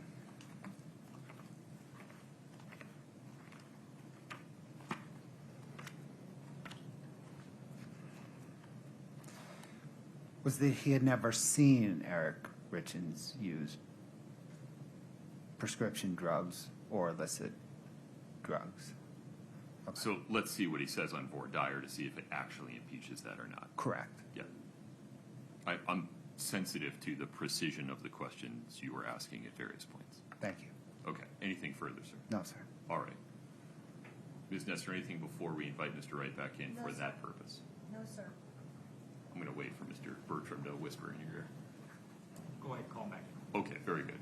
May we invite Mr. Wright back into the courtroom, please? Yes, sir. Okay.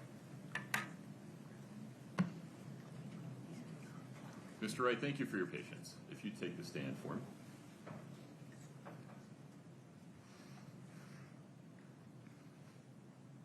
If you'd like a glass of water, you can pour yourself one.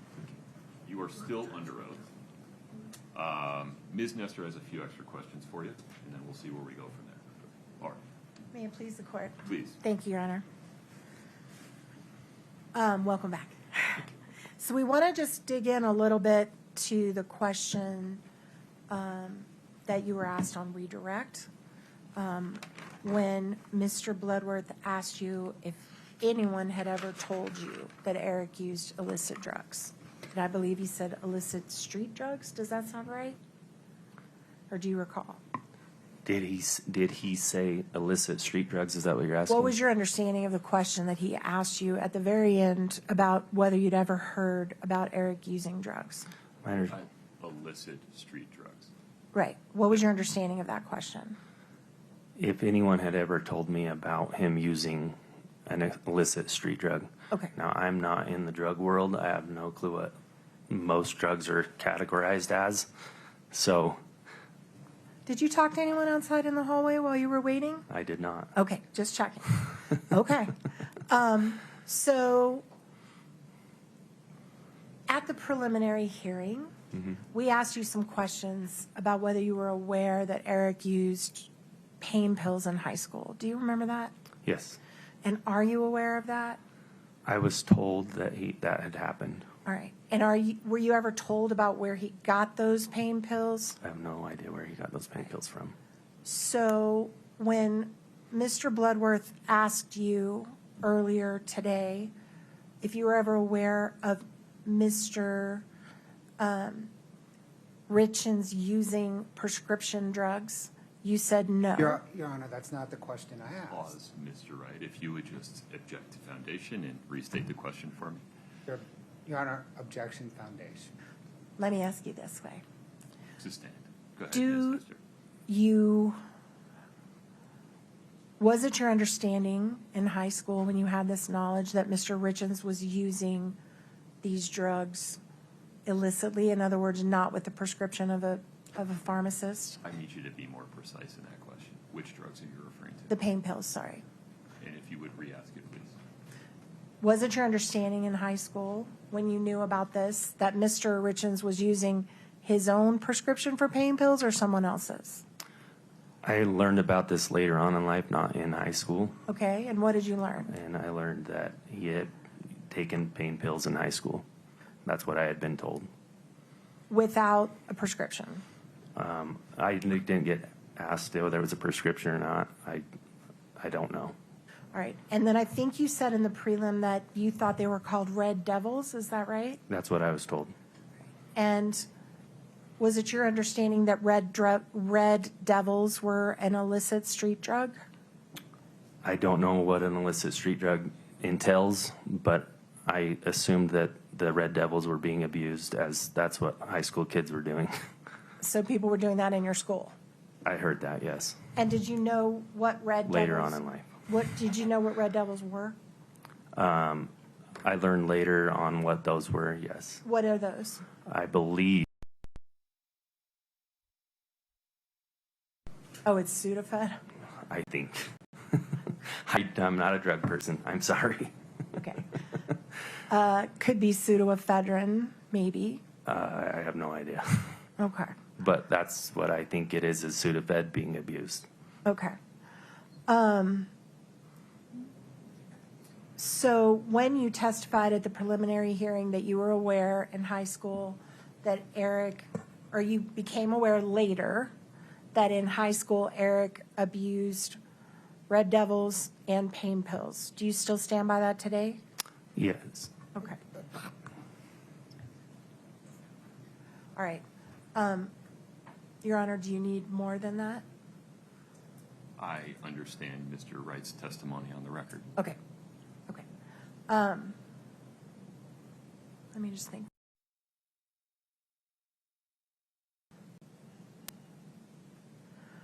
When you answered Mr. Bloodworth's question in front of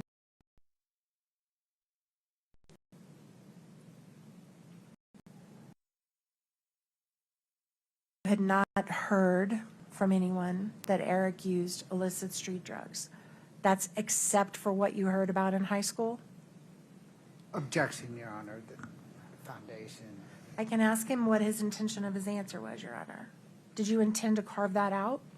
That's a fair question. Can you restate that? I'm sorry. You intend to carve out from that answer what you knew about high school? What answer? Sorry. From the answer that Mr. Bloodworth asked you in front of the jury, if anyone had ever told you or if you had ever heard that Eric used illicit street drugs, did you intend to not include what you knew in high school? Are you carving that out? If I said it that I was in high school,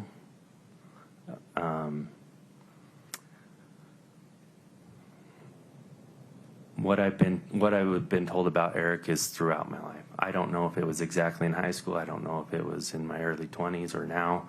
What I've been told over the years is that he had used those in high school, and that's what I know. Right. And so if I were to ask you the question again that Mr. Bloodworth asked you, has anyone ever told you that Eric used illicit street drugs? And you included all the knowledge you have all the way back through what he did in high school. What would your answer be now? I don't know what illicit street drugs entail.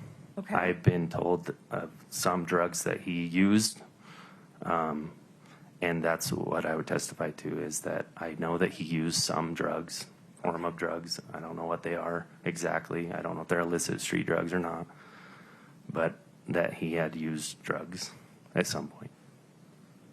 That's it, Your Honor. Okay. Mr. Bloodworth, anything else for Mr. Wright at this point? In terms of word of?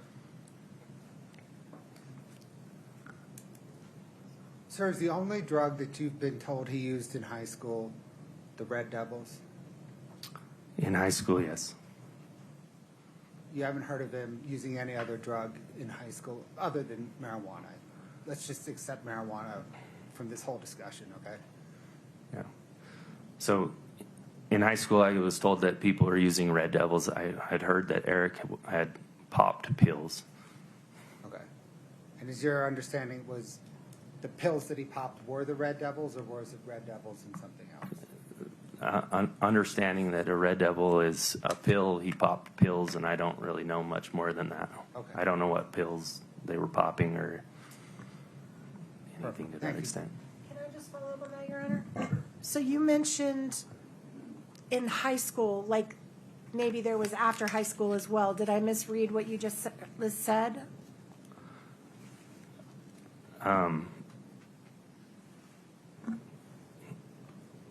I have learned of these things through people over the years. I don't know this exact times and days that people have told me this knowledge. Eric popped pills in high school is what I've been told. Beyond high school, do you have any knowledge if he popped pills? I don't have any sure knowledge that he popped pills after high school. Not sure knowledge, but if people told you that? I have knowledge that he took THC gummies. Okay. Anything else? No. Okay. Thank you. I just want to make sure because I heard that clarification, and I wanted to make sure we followed all the way through with it. Great. As far as you sit here today, other than what you heard about what he did in high school, and other than knowing about the THC gummies, have you heard from any other person that Eric used drugs in his lifetime? No. Okay, thank you. I just wanted to clarify that. I need to make you take a walk again. Okay. Please don't speak to anybody in the lobby.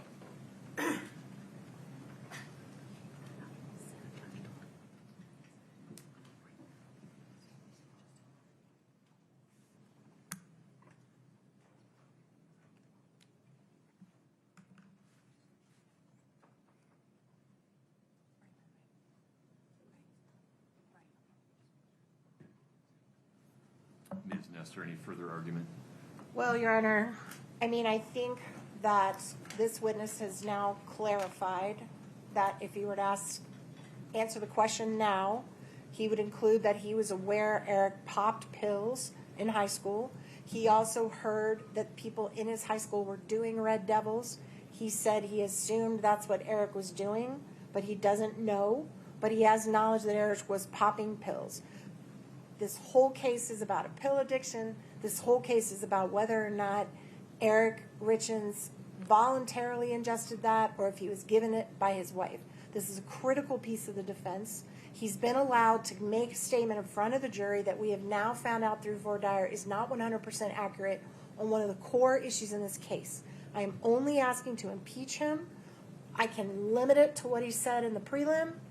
We can go farther if you want us to, or we can limit it to what he said in the prelim. I'll do it either way. But I think to deny Ms. Richins the right to impeach him on something this critical to the defense and the prosecution when the door was absolutely opened by the prosecution would be reversible error, and we're asking that the court allow us to do that now. Mr. Glenn.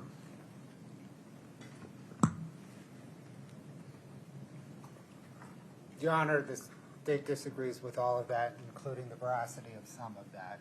The state reverts back to what we had briefed in motions hearing, by the way, that any relevancy to what happened in high school has decayed to zero 40 or 20 plus years later. The testimony at issue is Mr. Wright's response to the question of, did anyone ever tell you that Eric Richins used illicit street drugs? To which he responded, no. Nothing in his voir dire impeaches that testimony. Therefore, bringing in the preliminary hearing transcript or any further questioning on this, the preliminary hearing transcript or any further questioning on this is inadmissible. All right. case has to be tried based upon admissible evidence.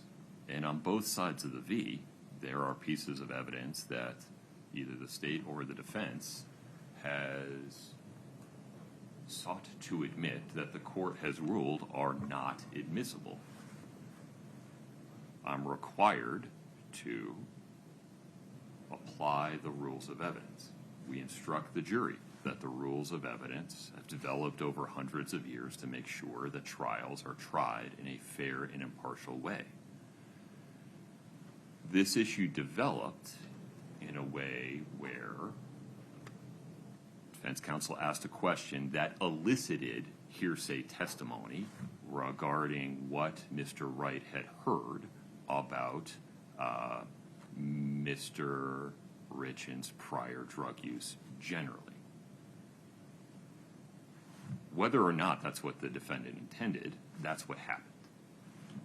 So then, on redirect, the state asked two very specific questions to characterize that volunteering of hearsay by Mr. Wright. Whether they'd heard that Mr. Richins had used THC products, and whether he had ever heard that Mr. Wright used illicit street drugs. Nothing in his prior preliminary hearing testimony or during his voir dire outside the presence of the jury on the stand is admissible evidence contrary to his sworn testimony on the stand in front of the jury. His prior reference to Red Devils, he's now clarified as Sudafed, which is not pain pills to begin with. Moreover, he doesn't have any admissible testimony that Eric Richins used illicit drugs of any kind. This is hearsay. It is speculation. It's not admissible. Your Honor, may I just make a record? Of course. Your Honor, it's our position that, first of all, when I asked the question, it was not objected to by the state. Second of all, I'd like to make the record that this would be for purposes of impeachment. To deny us this opportunity is a violation of Crawford. It is a violation of our Sixth Amendment right to cross-examine. It is a violation of our due process right to a fair trial. We would be able to call, in our case, an expert who would testify that Red Devils were, in fact, PCP. In that period of time, they were not Sudafed. The DEA has a pamphlet on that. We're being denied that option. We're being denied the ability to attack the credibility of someone who has changed. Respectfully, we disagree with Your Honor's position on this. We think he absolutely changed his testimony, and we're being prohibited the right to impeach him on the fact he changed his testimony. And I believe that the question I would ask him, if I were allowed to go forward, would be, did you learn that Eric popped pills in high school? And that would impeach what he said to Mr. Bloodworth, unrebutted and not allowed to be rebutted by me when we know that I can rebut it. And we, on our strongest way possible, we object to this. We would like a continuing objection. We move to strike all of Cody Wright's testimony. All of the issues Wait that a minute. Mr. Whoa. You lost me there. On redirect. The redirect testimony. Which Where piece? he answered the question that I'm not now being allowed to impeach him on. We're asking to strike it at the very minimum. All of the things that Mr. Bloodworth just brought up all go to weight, not admissibility. And What is the non-hearsay route for this witness to testify regarding what he heard, if it's coming in for the truth of the matter asserted? it's not. It's coming in to impeach that once the court allowed him to answer that question with hearsay, to rebut the hearsay that we elicited unintentionally. What's the evidence that he heard prior to today, testifying today, that Eric Richins used illicit street drugs? He just testified to it on the stand. That is not true.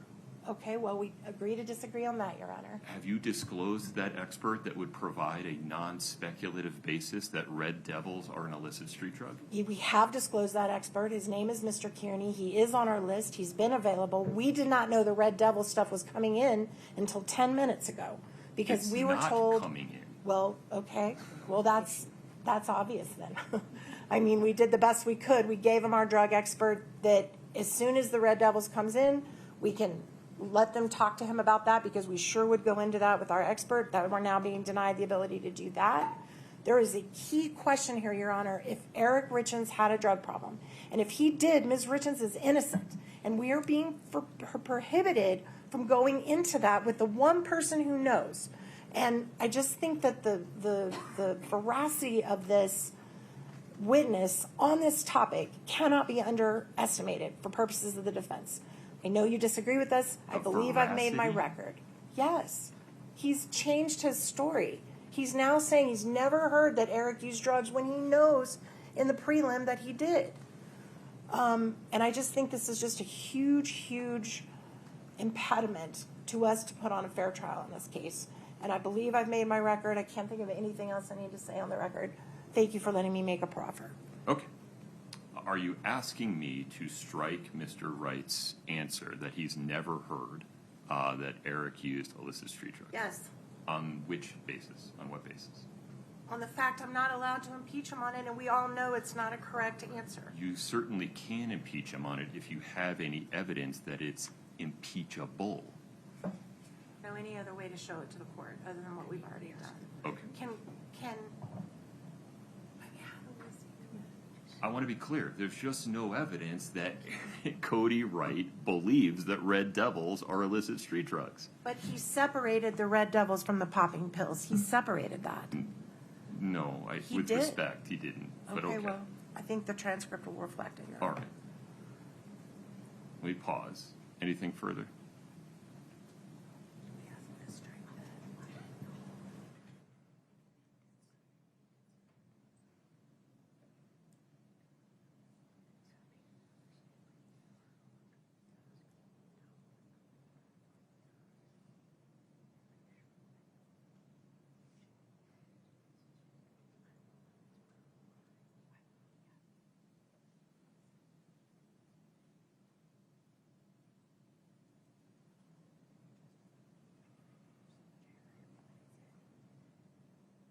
We have nothing further to add, Your Honor. Mr. Bloodworth, a direct question. I need to exercise a measure of humility here. Is the state sure that you don't want to just get this out on the record to insulate the potential of a verdict on appeal?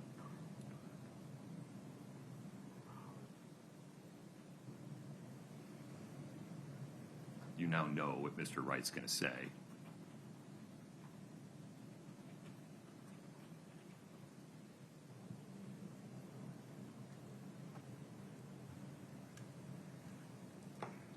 And if you need to confer with your team, I'm happy to give you a moment. Yes, Your Honor, let me take a moment to confer. Can I make a record on one thing, though? Sure. Let me read to the court the expert disclosures. It relates to... I don't know that we need to get into that at this moment. I won't be basing anything I do on that. Okay, then. Thank you. Can I step back? Of course.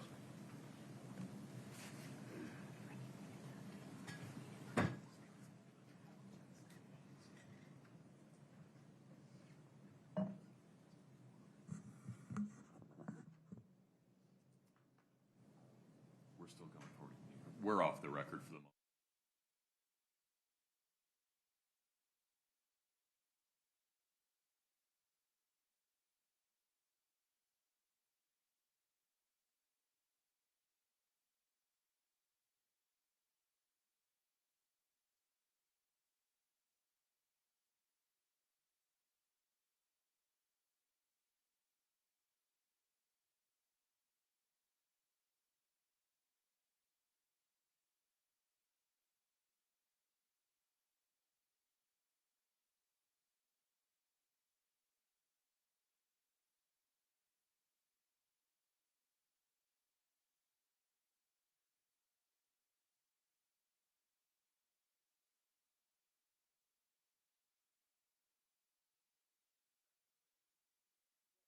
Thank you. Please proceed. Your Honor, the state is comfortable with the court's ruling in the record. Okay. Very good. Court stands on its ruling. Anything else before we invite Mr. Wright back in and the jury? Mr. Bloodworth? No, Your Honor. Ms. Nestor? remember. Did we? I'm not persuaded that I know, you've provided a basis to strike Mr. Wright's statement that he's never been told that Eric Richins used illicit street drugs. I understand your ruling. I just can't remember how he ended it with the witness because so much has happened. So, I think you had the witness on recross. oh, I approached before I recrossed. Right. Okay, thank you for helping me remember. Do you have any recross questions within the Can you scope just- of redirect? Can you give me just 1 minute? Of course.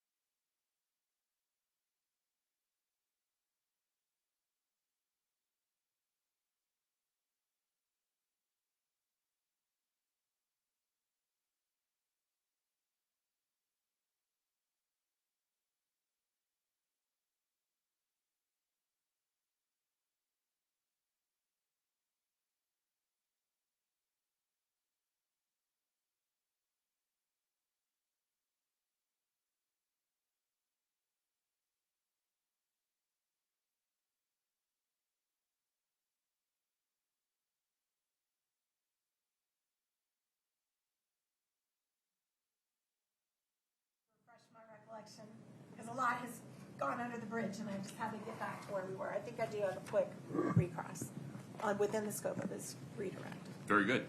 If we could invite the jury back in, please.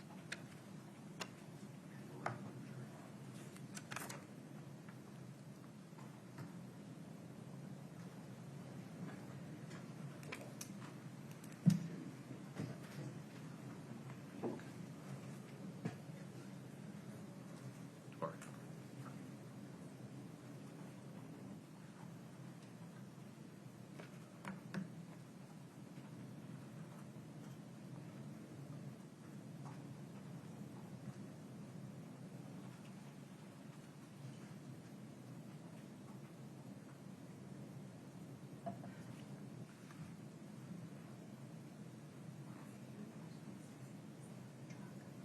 Oh, well, we'll invite him back in.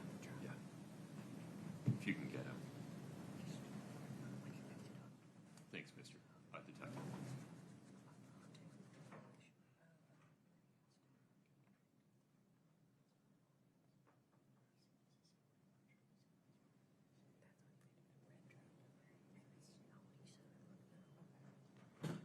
All rise for the jury.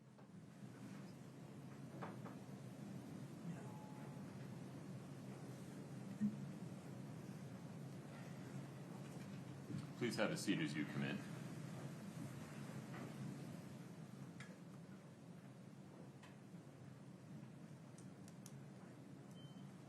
All right, folks, have a seat. Mr. Wright, if you would take the stand again, I'd appreciate it.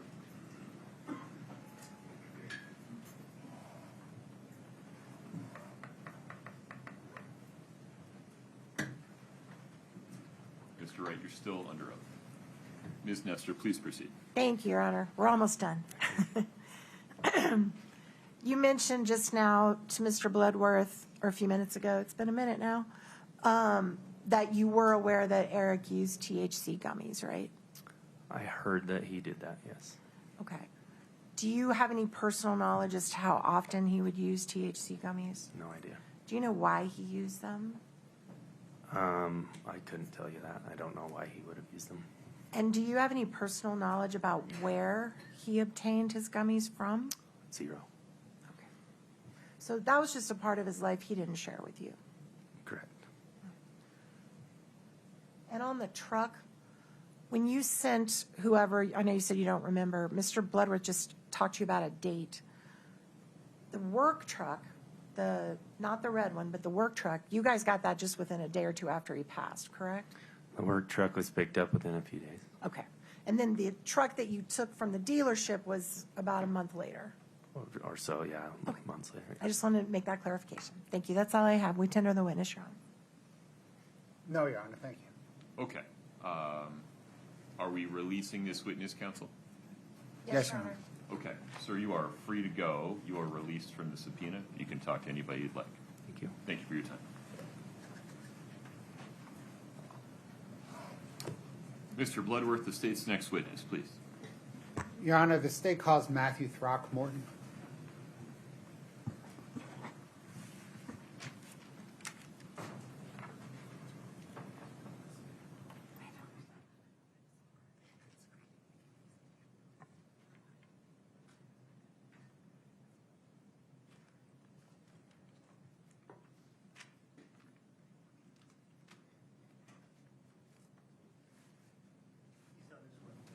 Very good.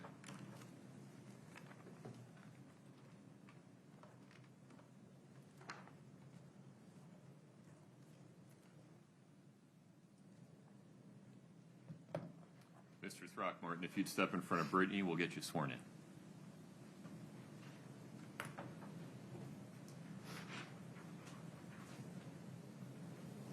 If you'll please raise your right hand. Do you solemnly swear the testimony you're about to give in the matter before the court to be the truth, the whole truth, and nothing but the truth, subject to the pains and penalties of perjury? Yes. Thank you. Have a seat.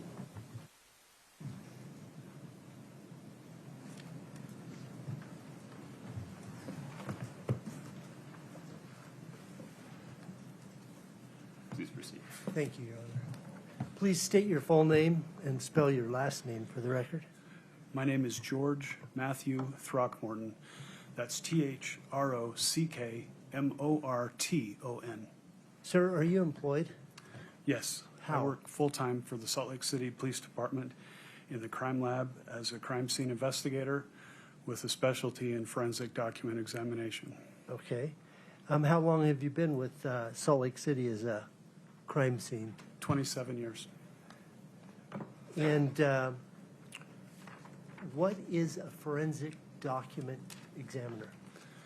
Forensic document examiner is an individual who examines and compares writing in an attempt to determine identity, authorship, or authenticity. This includes the examination of handwriting, erasures, inks, papers, basically anything related to documents. So how long have you been doing that, forensic document examination? 30 years. Okay. Did you have any special training that you've done just specifically for FDE? Yes. I apprenticed with my father, George Throckmorton. It's about 4,000 hours of training in casework and study over a 2-year time period. I also trained with other document examiners at the Southwestern Association of Forensic Document Examiners. I completed courses through the Institute of Applied Science in Chicago. I also was trained at the FBI Academy in Quantico, Virginia, and have trained with other document examiners and attended courses and conferences throughout the United States. Have you practiced this FDE or forensic document examination with other labs? No, just pretty much my own. So did you do something with the state lab in Montrose, Colorado? I did train with other document examiners at the state lab in Montrose. Okay. So you didn't practice, you were in training? It was part of my apprenticeship. I see. Okay. Have you had to maintain continuing training Yes. in the intervening years? Yes, I've attended various courses and conferences put on throughout the United States. Have you given presentations yourself at such conferences? Yes, I've actually been a guest instructor at the Salt Lake Community College as well as the University of Utah at the Law Department. I've trained at the Utah Post Academy helping police officers understand what a forensic document examiner is and how they can help them with their cases.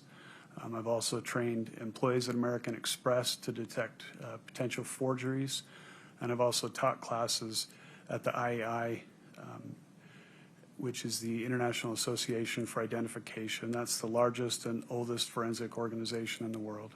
Are you a member of that organization? Yes, I am. Do you belong to a particular section of the IAI? Yes, I belong to the question document section. So over the last 30 years, this may seem like kind of a dopey question, but have you ever had the opportunity to examine question documents? Yes, I've worked on over 1,500 individual cases over 30 years. And have you ever testified in court as a forensic document examiner? I've testified 61 times, 48 times as a question document examiner. In the world of forensic document examination, are there some basic underlying principles upon which the science rests? Yes, that no two people write exactly the same way. That's to say that no two individuals share all the same characteristics and habits, given the proper quantity and quality of documents to compare to show that their writing is different. Okay. Before we move on to the second one, I wanted to just very briefly go into this idea of habits. When you're talking about, what do you mean by habits of writing? I guess just have you explain it. Habits are part of an individual's writing where most of the time they really don't even know what those habits are. They're just writing, trying to create either a letter or they're signing their name. And as they have learned to write over the years, they pick up different characteristics and habits within that writing. That could be how they cross the T is the crown at the top of the staff, medium part of the staff, or down closer to the baseline. When they write an ER combination, for example, is the E bigger than the R or vice versa? Are those two letters connected, or is there a pen lift between those two letters? Is the U more rounded or a little more pointed? So they just develop and use these habits as they write different types of things or sign their name. So when we first learn to write, we're writing careful what our teacher is teaching us, and then as we go on later in life, we become more concerned with the content and not the formation of the letters. Those are just subject to habit? That is correct. We learn a textbook style of writing. In school, we're just trying to duplicate what we see. Again, more concerned with making it look like how we see it. And again, concentrating, like you said, more on what it looks like. As our skill level increases, we're more concerned with the content of what we're writing, whether it's assigning our name or whether it's the letter that we're trying to write to somebody. And the longer we write, those characteristics and habits just become muscle memory to us, and we don't necessarily think about how we're writing letters and formations. We're more concerned with what we're writing. Okay, we've talked about individuality. What's the other principle upon which your science rests? That an individual can't make all of the variables the same to make two pieces of writing the same as one another. There's always going to be a natural variation that occurs as we write our name. You're not going to find two signatures that are an overlay. There's always going to be a little bit of difference in how those look or in a body of writing.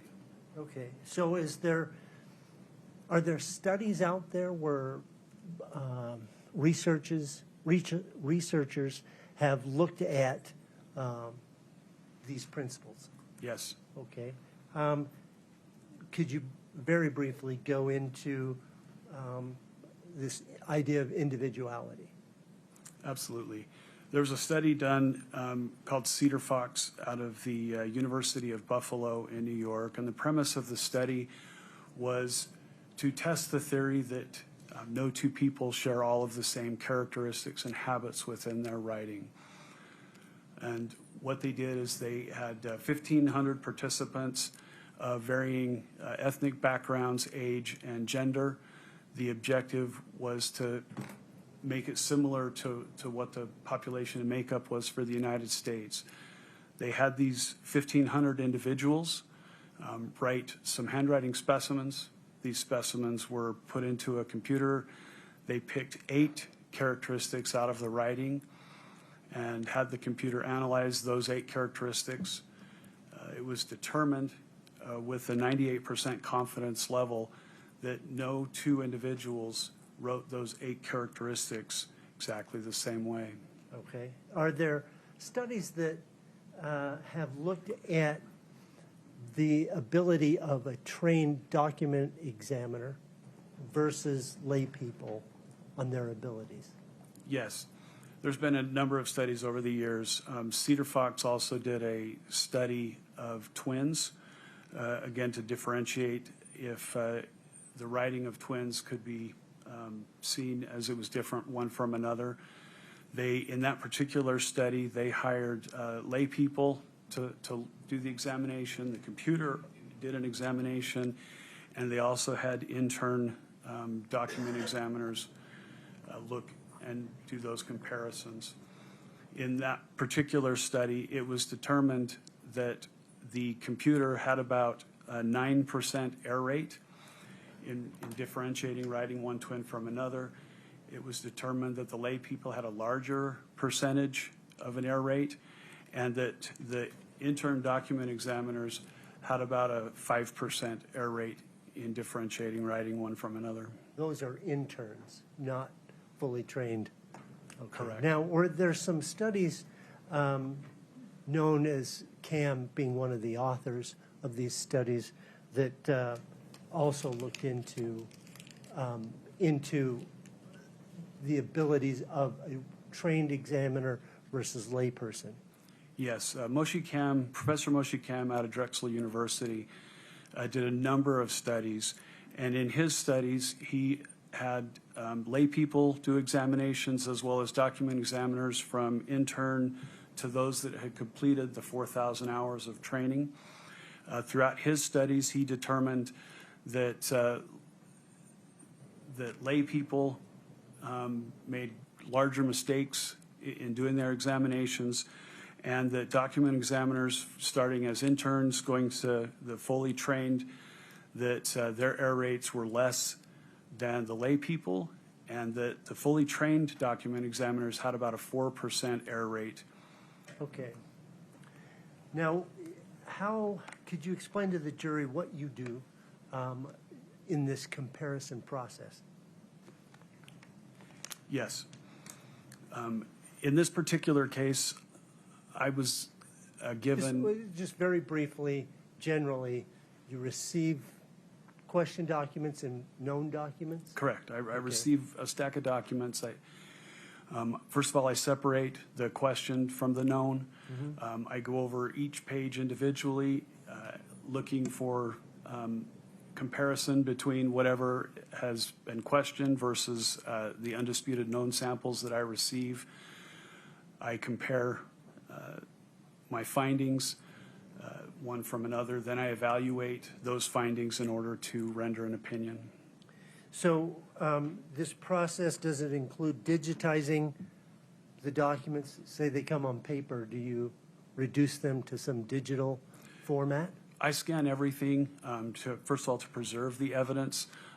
Documents, I'll scan the whole document, and as well as the signatures or the questionnaire individually, and then same with the known samples. I see. And when you're doing that, do you then do a side-by-side comparison, or do you do one, a question and then knowns? How does that work? Yes, I do a juxtaposition examination, which is comparing the question versus the known side by side, looking for similarities and differences that may be amongst the writing. Okay. What are you looking for? These habits you mentioned before? Yes. I'm looking for everything in the writing, just looking for, again, similarities and differences, looking for evidence that will basically say, was this authored by the same person or was it authored by two different people? I look for letter formations. I look for proportion between letters. I look for where the writing sits within a margin. Is it closer to the right, left? Is it on, above or below a baseline? Looking for shading, where darker areas of the writing may be. Just basically looking for everything on the documents to compare. Okay, so when you're doing this comparison, do you consider the underlying facts of the case you're working on? No, I just look at the evidence sitting in front of me. Usually I'm asked, does the question in known writing, were they authored by the same person? So I'm looking specifically for evidence one way or another on that. Okay. When IAI, or I think you've mentioned earlier, you talked about the Southwest Association of Forensic Document Examiners, SWIGDoc, or somebody, does somebody give you a set of standards for your conclusions? Yes, there's a set of standardized opinions that initially was put together in 1977 by the ABFDE, the American Board of Forensic Document Examiners. In 2016, SWIGDoc, which is the Scientific Working Group for Forensic Documents, took that standardized group of opinions and made it their own. Okay. And that's the scale that I use today. Okay. Can we briefly review what that scale is? Sure. The first one is an identification. Identification means that the questioned and known signatures agree in every observable detail and that there's no unexplainable differences or variations present. The opinion below that is highly probable or strong probability.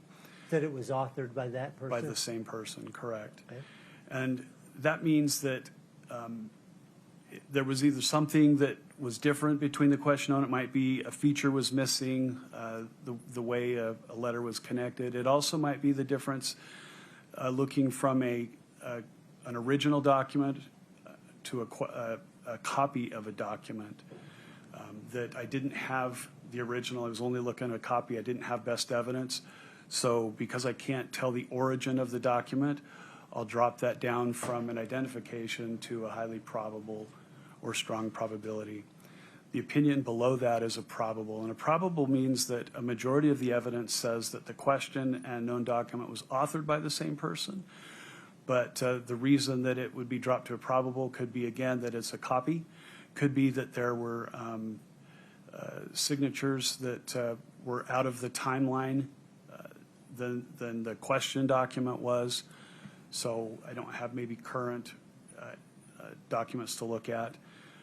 The opinion under that is an indication. And an indication means that most of the evidence says that the question and known were authored by the same person, but again, might be dealing with a copy, might not have as many signatures as I would like to have in doing that comparison, so it drops it to an indications. The next opinion is a no conclusion. And this is basically, I couldn't tell one way or the other whether it was authored or not authored by who it purports to be. Then it continues towards exclusion in a reverse sequence. So indications it was not authored by, followed by probable not authored by, highly probable not authored by, and then an exclusion? An elimination. Elimination, that's the word, okay. In your process, then do you somehow try to verify what your opinion is?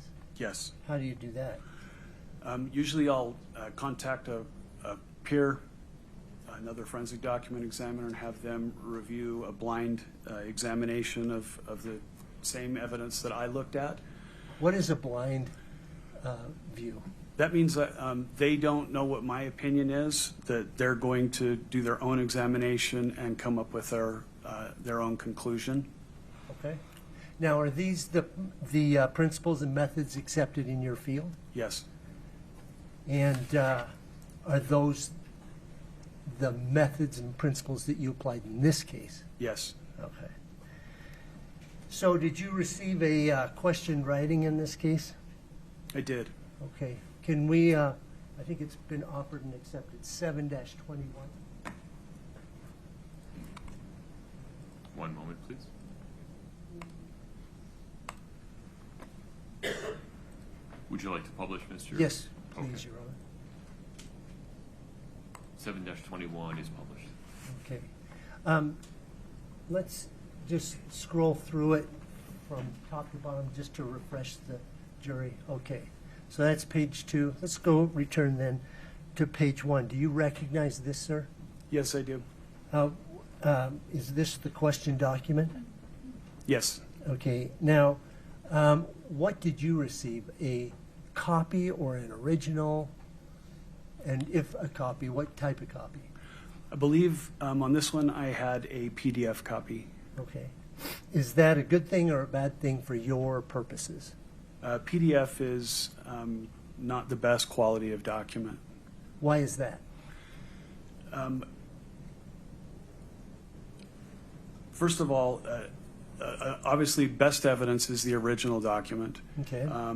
Next best evidence would be a photocopy of that document. Okay. And then PDF comes after regular photocopy. Sure, but what is it because of when?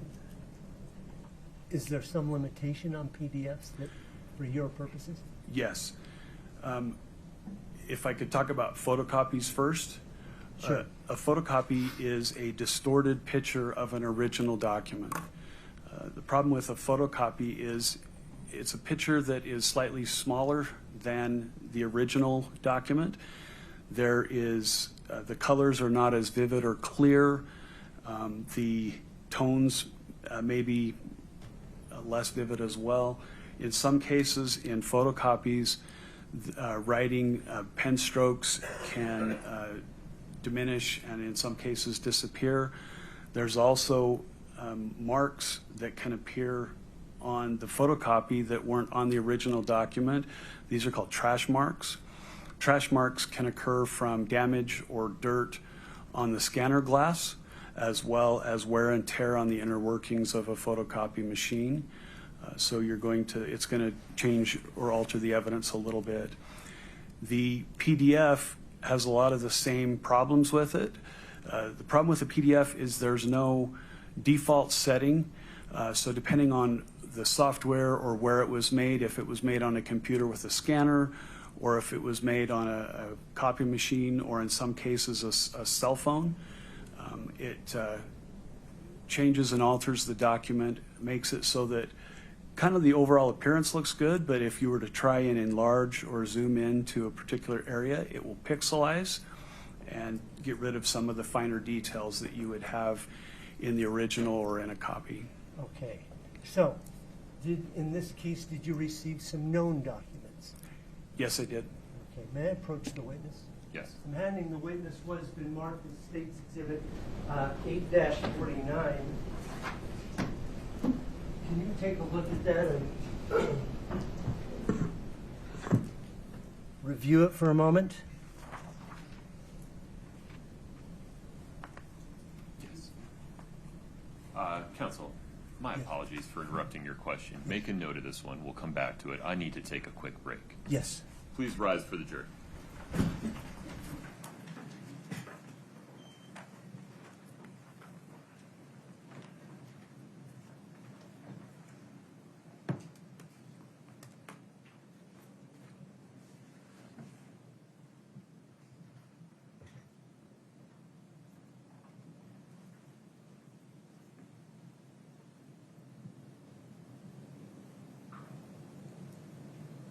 Have a seat, please.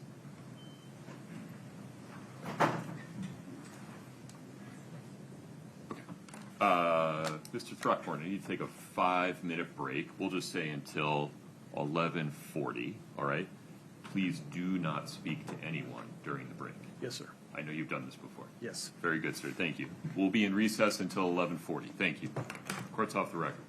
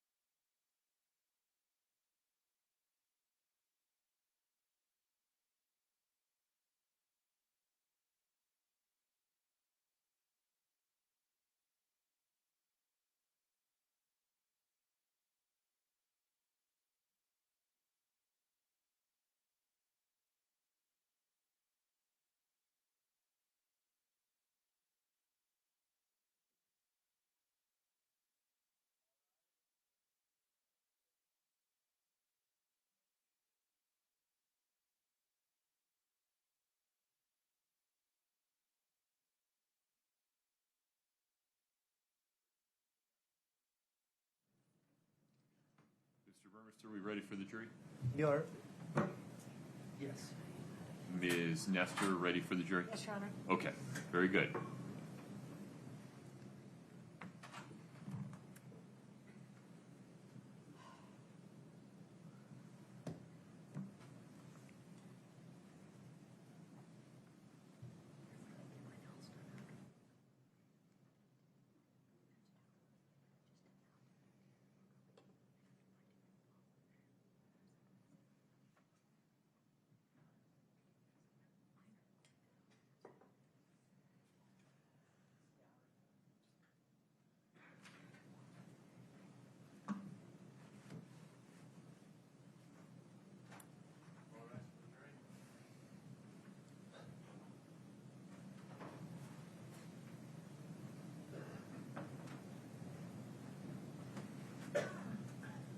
Please have a seat as you come in.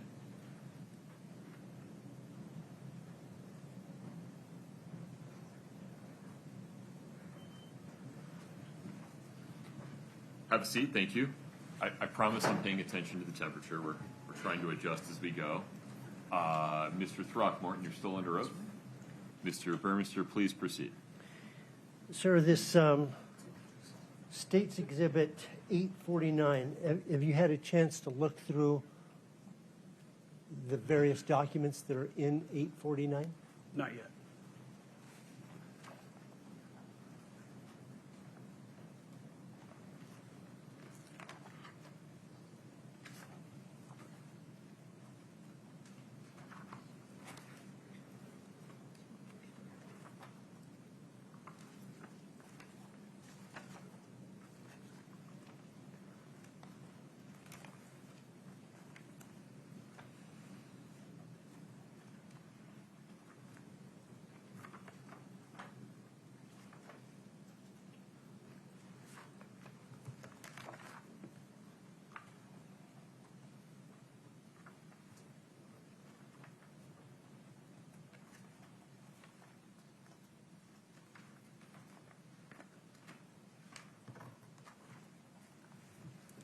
Do those look familiar to you, sir? Yes. How are they familiar? These were the undisputed known samples that I received in preparation to compare the signature on the true stage to the signatures and initials found in these known documents. And signatures? Correct. Okay. And where did you get them from? A majority of these documents were received from Katie's attorneys, and Is that the law firm Bennett Tuller? yes, Okay. And so initially, were you hired by the trust or the Tuller or I was Or hired by Katie? the attorneys at Bennett Tuller, Okay.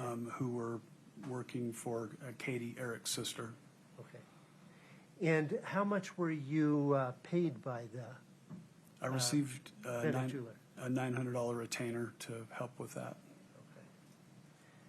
Okay. Since that time, have you been hired by Summit County? Yes, I have. Can you briefly describe what is this collection of documents that are contained in 849? There was canceled checks, driver's licenses, just various documents that Eric had authored and signed over the course of his regular daily activities. Was there a trust and a will? There might be amongst the documents. Okay, There's also tax documents I and see. receipts. I see. Okay.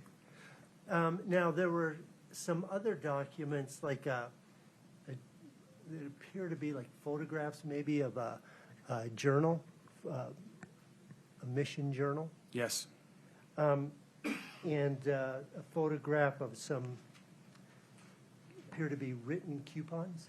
yes. Those documents, where did you get them? I received them from your office. Chelsea Gibson? to be That's precise? correct. Okay. How did that delivery take place?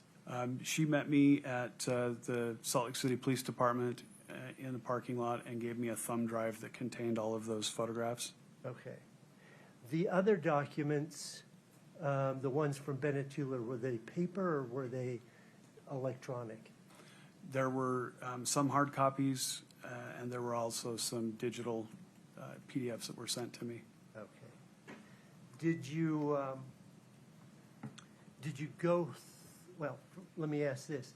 How many actual signatures of Eric Richins did you receive in all those documents contained in 849?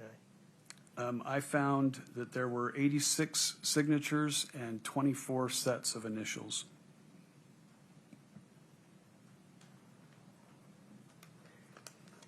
And did you do a comparison like you described earlier with the digitizing and then going through the analyze, compare, evaluate, verification? Yes. I compared the question signature versus the 86 known signatures and 24 initials, looking for similarities and differences. Were you able to come to a conclusion yourself? Yes, I was. And did you send that out for a verification, a blind, as you said, a blind verification? Yes. To whom?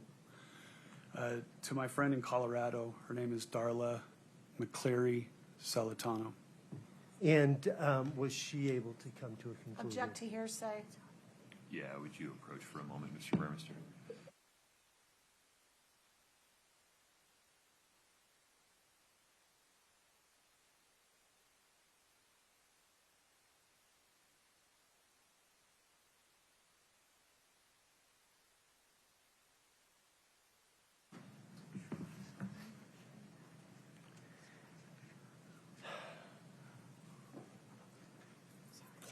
Okay.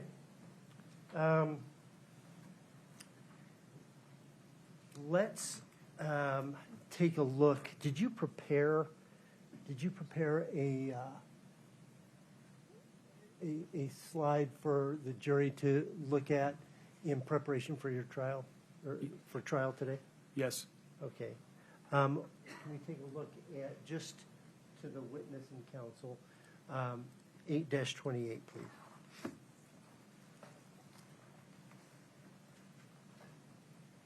The witness has it. Okay. Do you recognize that, sir? Yes, I do. Would that be helpful in communicating your testimony today? Yes. State would offer State's Exhibit 8-28 and ask for permission to be published. No objection. 828 is admitted and published. Okay. Let's set aside 828. Well, why don't you orient us first? What does 828 show us? 828 is an exhibit that shows the question signature at the top, taken from the true stage document. Okay. And the Q stands for question, 3 is the series of documents, page is page 2, and A is the first signature used on that document. The signatures, the 10 signatures below, are samples taken from the known signatures that I received and initials to compare. Again, K stands for known, 1 stands for the group of documents, P stands for the page, so page 2, and again, A is the first signature on that page that was used. So 849 is all the Ks, and this particular one is from the first tab? Correct. I see. Okay. Now, let's take a look at 7-21, please. This is page 2 of 721? That's correct. Okay. Now, which, looks like there's a couple signatures on this page. What one were you focusing on? The one on the right, the one that purports to be Eric. Okay. And then, so did you take the one from the true stage and then put it into your exhibit? Correct. Okay. And that's the one that we have. We just don't have, you didn't add the date that it was given. That's correct. Okay. All right, thank you. We can go back to 828, please. Were you able to come to a conclusion? Yes. Okay, what was that conclusion? My conclusion was that there was no evidence that Eric authored this signature, Okay.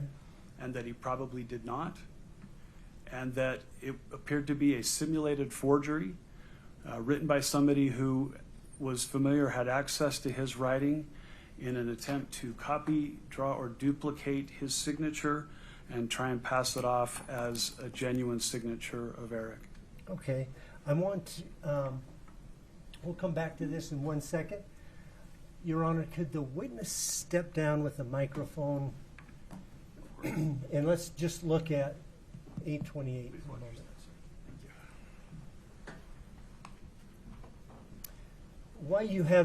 While I'm thinking of it, there appears to be one that's in yellow. It looks like it's been highlighted. Has it been highlighted? No. Can you hear me? Yes, sir. Okay. No, that one came from an NCR copy. It was a yellow piece of paper. All I did was crop the signature off that paper Okay. to put it on this document. All right, could you explain to the jury how your analysis went? Sure. First thing, in looking at the question signature on this, it's basically EER, and the way that the E is formed starts at the top, comes down, creates the first semicircle, comes to a point, and then comes back down towards the baseline. When it gets to the baseline, it shoots off to the right. Then a line comes down towards the baseline, continues up to create the second E, which is leaning a little further over. This E is not as defined, a little more loosely made. When we get to the second portion of the E, it shoots over to the right to start the letter R, which creates a kind of a triangle formation there, then goes up and creates kind of an arc, more squared than normal, comes back down towards the baseline towards the baseline, and then shoots off over to the right and terminates. A couple things that stuck out to me on this signature.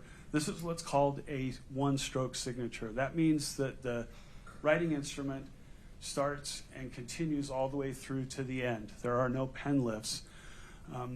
As well, within the signature, the things that stick out again is their pen lifts are not found here. If you look at the known samples from Eric, you'll notice that there's a pen lift between each of the letters, a pen lift between the E and the E, a pen lift between the E and the R, and that's a consistent characteristic and habit that Eric has. The other thing, too, is the second E actually starts at the baseline. You'll notice that on the known E's, the E's start up top in a normal fashion. That they always start at the top. They don't start at the baseline like this one does.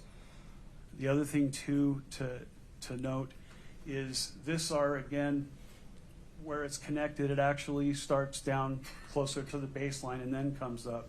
You'll notice in these E's, or in the R's, that they start at the top, like we traditionally learn how to do in school. You've got a line that comes down, pen comes off the paper, and then the second part of the R is made. You can see the staff of the R here, staff here.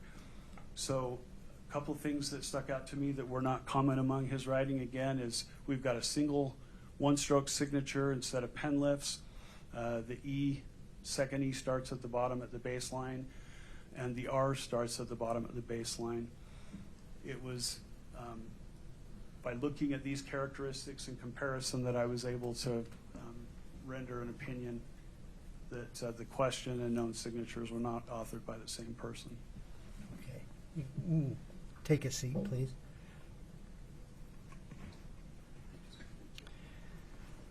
Now, your opinion was that it was probably not signed by Eric Richins. Why probably not as opposed to elimination? Because I was dealing with a photocopy, that the true stage was a photocopy of a document. Basically, I'm missing evidence. So as a conservative opinion, instead of an absolute elimination, it's closer to a little weaker than that. So it was a probable as well. I couldn't identify who the author of that signature was. In the case of a simulated forgery, the author gives up their own habits and characteristics to try and copy, draw, or duplicate somebody else's. So because I was not able to determine who was authoring this, basically I came back to that there was no evidence that Eric did it, but I couldn't determine who actually authored it. Okay, so your final conclusion then is also that there is no evidence, that you could find nothing in the knowns that would support the question document was signed by Eric. That's correct. Okay. That's all the questions that I have for this witness. I have off. It's in front of Ms. the jury. Jester. Of course it was accepted. May it please the court. Almost good afternoon, good morning still, sir. Good morning. My name's Kathy Nestor. I'm one of the attorneys representing Kouri Richins. Okay. So I want to first talk about your, I guess we call it your curriculum vitae, which is a fancy way of saying your resume, right? Correct. And I reviewed that, that you gave to us. And can you tell me, sir, is there a difference between a document fraud examiner and a certified forensic document examiner? I said it wrong the first time. I'm going to get it right. Forensic document examiner is your title, correct? That's correct. And is there a difference between a forensic document examiner and a certified forensic document examiner? Certified examiner is somebody that belongs to an organization that they pay and that they recognize him or them or her as part of their group. It's not just payment. They also take a test, right? Depends on the organization. And in fact, there was an organization, there's an organization that accredits these organizations, and it's called the Forensic Specialties Accreditation Board. Is that right? Do you know what that is? That's one of them. And they are people who accredit these organizations to certify people, right? Yes. And if you go to one of these accredited organizations, and I'm going to just read some examples and see if you're familiar with them. The Board of Forensic Document Examiners, is that one of them? There's an American Board of Forensic Document Examiners. Okay. And are you also aware there's just a Board of Forensic Document Examiners? I haven't looked into that one. And Scientific Association of Forensic Examiners, SAFE? I've heard of them. Okay. And the International Association of Document Examiners, IADE? I've heard of them. And the National Association of Document Examiners, have you heard of them? Yes. And the Association of Certified Fraud Examiners, ACFE? Not familiar with them. Okay. And all these are groups that provide ways for forensic document examiners to become certified. And they're accredited by this Specialties Accreditation Board, right? Yes. And the way that they become credited, certainly they have to pay a membership fee. You're right about that. But they take an exam, right? I assume so. And they're given a bunch of samples that are peer reviewed by others to see if they agree that their analysis are good, right? Correct. That would be the process. And they do an oral board where they answer questions and respond to like on the spot testing of their skills. Objection, Your Honor. Foundation. Is that, he Well- said he doesn't know. Well, so far, there hasn't been a foundation problem. Ask him whether he knows, which I think is what you're doing. And it appears to me by your answers you know about all of this process, right? There's a lot of organizations out there that people can join, even people that haven't been properly trained. Right. And by being certified by any of these organizations that are accredited, that's an extra security and assurance to your customers and your clients that you've been screened, you've been vetted, and you've been certified that you're good at what you do, right? It can be. And you've never, ever done that in your whole career, have you? No. You've chosen not to ever seek certification. Correct. Never gone for it. And you do agree that the forensic science that you're involved in of handwriting analysis involves a lot of using your own best judgment, right? Judgment based on experience and training, absolutely. But your judgment, your analysis. Yes, and I've been properly trained in order to know how to use that judgment. Okay. And certainly you agree that not every single forensic evaluator is going to come to the exact same conclusion by looking at the exact same writing. Is that fair? I don't know that I agree with that. It would, again, depend on how much training they've had. It depends on who they were trained by. It is possible that individuals aren't going to have the exact same opinion as me. Sure. And it also depends on the quality of the sample you're given, right? Correct. And original is best, right? Yes. One copy later after the original is a little worse, right? There's about a 1% to 3% distortion rate from an original to a first generation photocopy. And do you know which generation photocopy you were given? I have no idea. You know how many times it was photocopied? No. Do you know how many times it was faxed? It didn't appear to be faxed, but no. Okay. Do you know, and you never got a paper, you got a PDF sent to Objection you. Foundation. Well, these are yes or no questions, overruled. Go ahead. Thank you, Your Honor. You got a PDF sent to you on email, right? You didn't even get a document. For this document, that's correct. Right.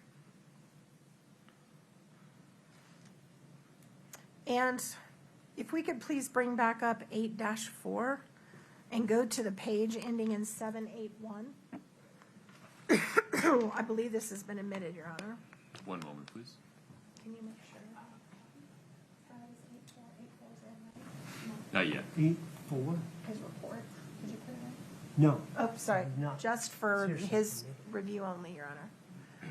The witness has 8-4. 781, I think it's like maybe the fourth or fifth page. Let's just kind of scroll. That one right there.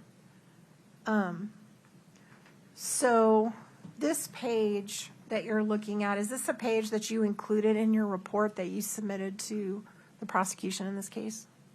Yes. All right. And can we blow it up just to the extent you can a little bit, please, so he can see the body of it? Okay.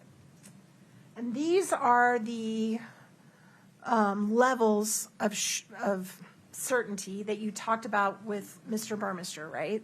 From the strongest opinion to the weakest opinion. Yeah, it's not a scale based on pass or fail, but it helps the examiner to express his opinion as a whole. So it's the standards that you typically use in your reports. Yes. And the best report you can give somebody is elimination. I can say 100% this person did not write this, right? Or identification, depending on. Which one you're doing. Correct. In or out, 100%, it's definitely not them. I don't use percentages. Okay, but that's your strongest. Correct. Elimination or identification are your two strongest opinions you can give, right? That's correct. Okay, and then you can also give an opinion of strong probability did not, right? Correct. And that's not quite as good as I'm sure, but a little less than I'm sure, right? It means all of the evidence says, in the one you're using, that the question unknown were not authored by the same person, and that there's some feature that's missing. In this case, it's that it's a copy and not an original. But you didn't use that. You didn't reach that conclusion in this case, right? Correct. So let's go to the next one. The next level of certainty is probably did not. Correct. Probably did not. And that is what you decided in this case, right? That That's correct. Eric probably did not sign that true stage, right? Correct. And can you read to me, or it's not in, but Is it fair to say that probably did not means it's not quite up to virtually certain, right? Isn't that fair? Correct. Okay. And that is what you have reported with your training and your opinions, your expert opinions, that Eric probably did not sign that true stage document. There was no evidence he signed it. And you cannot say that Kouri did sign it, right? That's correct. Okay. Now, by saying that, you have no personal knowledge whether Kouri Richins was given permission by Eric to sign his name. Objection. Do you? May we approach? Sure.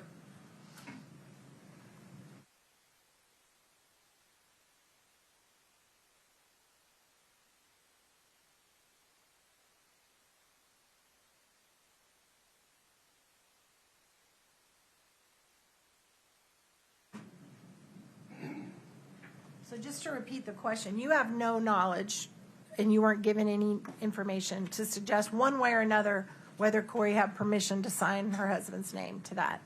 Correct. So you don't know that. I was not asked that, and that was not part of the examination. And I see you're a married man Yes. on your wedding ring. Yep. And does your wife ever sign your name on anything? Objection. I think we're a little bit beyond the scope of this gentleman's expert testimony here. Go ahead with your Okay. next question. Sustained.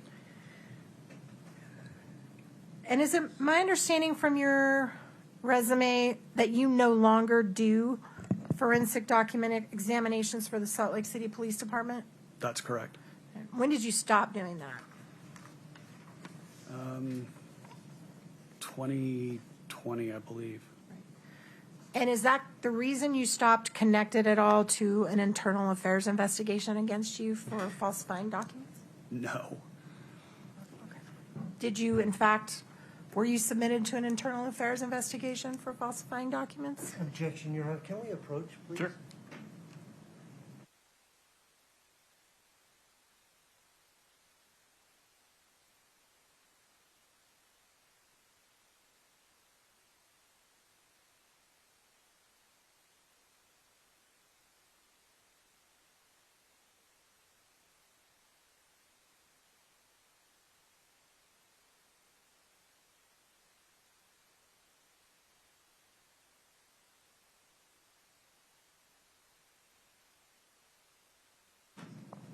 I need you to restate the question. Yes, sir, Your Honor.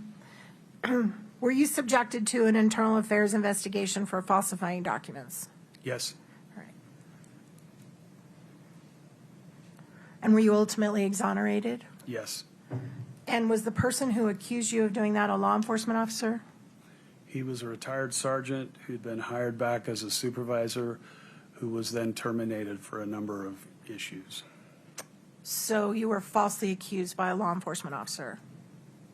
I was falsely accused by somebody who had been a law enforcement officer, but not at the time they made the complaint. Thank you for that clarification.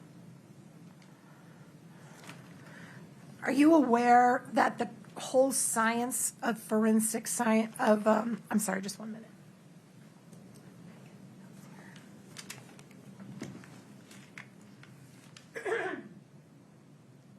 Are you aware that the whole science of forensic document examination has come under fire in the last few years for accuracy and reliability? Objection, it misstates the source. I noticed you grabbed her memo. That is Foundation, not- Mr. Hermes. Are you objecting on the basis of foundation? Yes. Would you lay some foundation, Ms. Nestor? Certainly, Sustained. certainly, Your Honor. Are you familiar with the national, I'm sorry, I need to make a little bit of water. Sorry. Are you familiar with the National Resource Council report titled Strengthening Forensic Science in the United States, A Path Forward? I've read it at some point. And are you aware in that report that they concluded the scientific basis for handwriting comparison needs to be strengthened? Yes. Are you aware that they found there's only been limited research to quantify the reliability and replicability of the practices used by trained document examiners? I read that in there. Are you also aware of something called the President's Council of Advisors on Science and Technology report, the PCAST report? I'm familiar with it. I probably read it a long time ago. Do you remember that they expressed concerns regarding the validity and reliability of conclusions made by forensic examiners and called for more empirical testing in the area? Vaguely.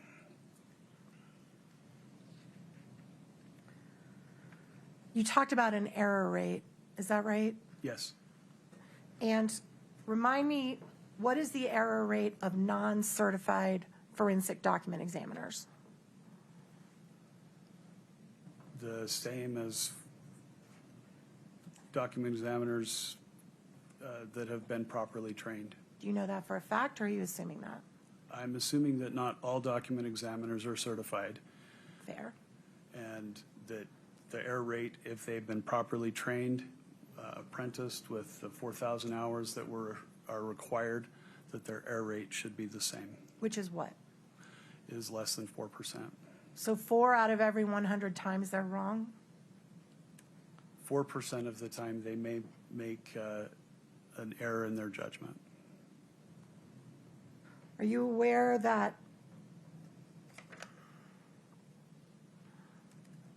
the National Institute of Standards and Technology issued a report from an expert working group for human factors and handwriting examination, which found multiple problems with the reliability of handwriting analysis? I haven't read that.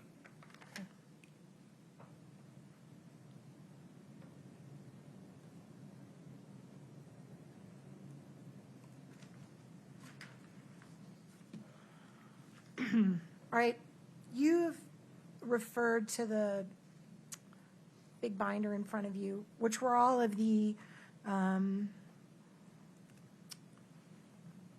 handwriting samples that you reviewed and included in your report. Is that right? Yes. Right. Is that in? Nope.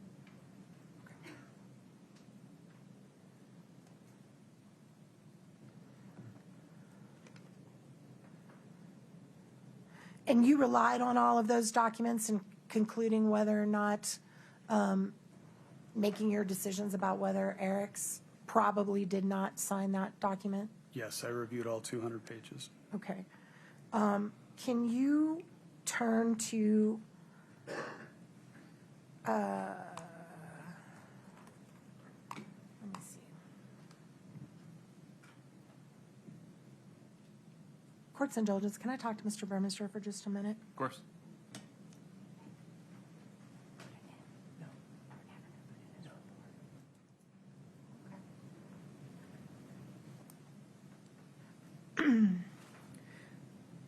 Looking over the documents, did you include a document? I am so sorry, my throat is fried. I know it's annoying to listen to. Give me just a second.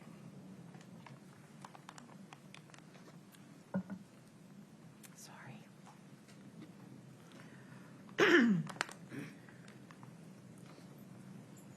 Looking at the documents that you relied upon, was one of the documents titled the My Princess letter?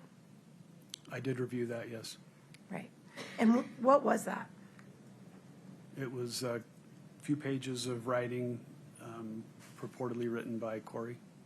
By Kouri? Or sorry, no, by Eric. I apologize. Where did you get that letter? This exceeds the scope, Your Honor, that is not in 849. Your Honor, I'm allowed to go to anything he looked at to form his opinion. Yeah, I just need clarification for a second, if you'd approach.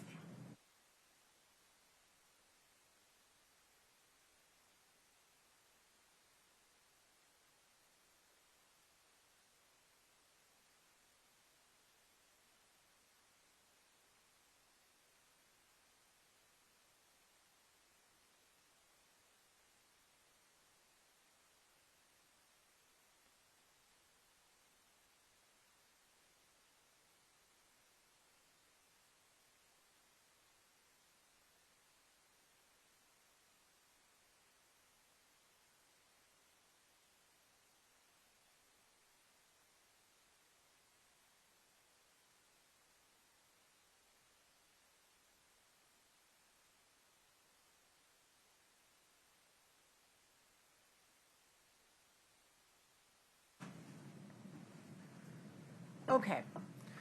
Oh, my voice came back. So on the My Princess letter, that is something law enforcement gave to you to review in making your opinions, correct? It was given to me as a question document, not a known sample. And you were to review it to see who you think wrote it? That's correct. And can we pull up for the witness only MT4? Your Honor, this is now outside the scope, clearly, because the foundation is, Yeah, is not part of I it. misunderstood your position, Ms. Nesser. Would you approach for a minute? My apologies.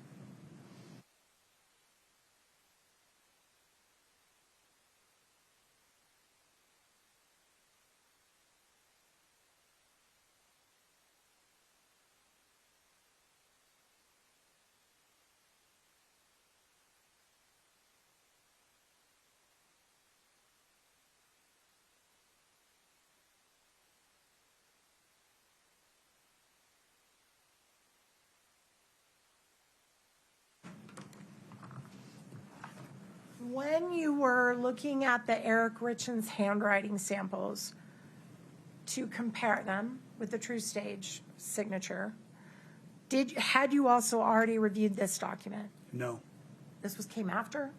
correct. Oh, okay. Okay.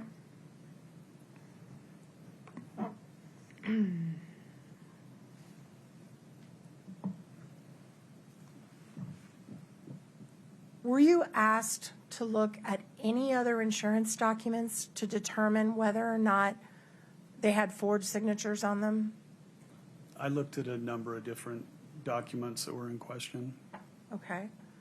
And did some of them include insurance documents? Other policies besides the True Stage? There were other documents, but I don't have recollection of how they were related. So how many documents total were you asked to look at and decide who signed them or who didn't? Your Honor, can we just clarify if it's a question or a known document? I'm lost. That would be helpful if you could provide a little specificity there. So just to be clear, there's documents that are called question documents where you're looking at them to decide who you think signed them, right? Who was the author? Yes. And then there's known documents where you know for sure through some way they've been validated that that's an actual signature that you can compare, Correct. right? So how many documents, questioned documents, were submitted to you for your opinion in this case? Between the civil and criminal, probably half a dozen or so. Okay. And the only one that you're here today giving an opinion on is the True Stage document? That's correct. He's given it, I'll just.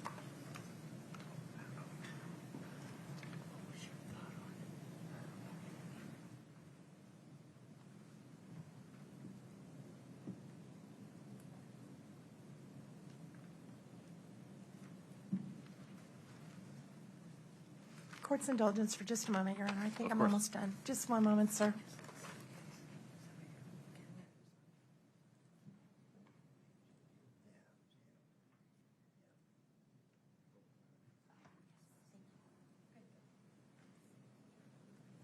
Okay, last one.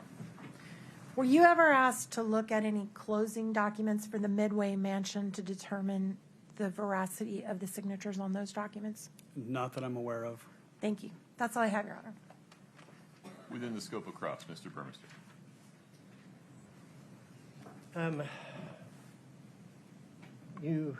Defense counsel asked if you're certified.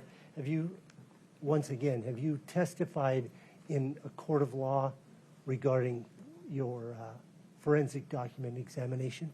Yes. How many times? 48 times. And if you, hypothetically, well, let me back up. Hypothetically, if you send your known and questioned documents out for verification, is your action different if you receive back information that their opinion differs from yours? Or do you just submit it? Objection. Sustained.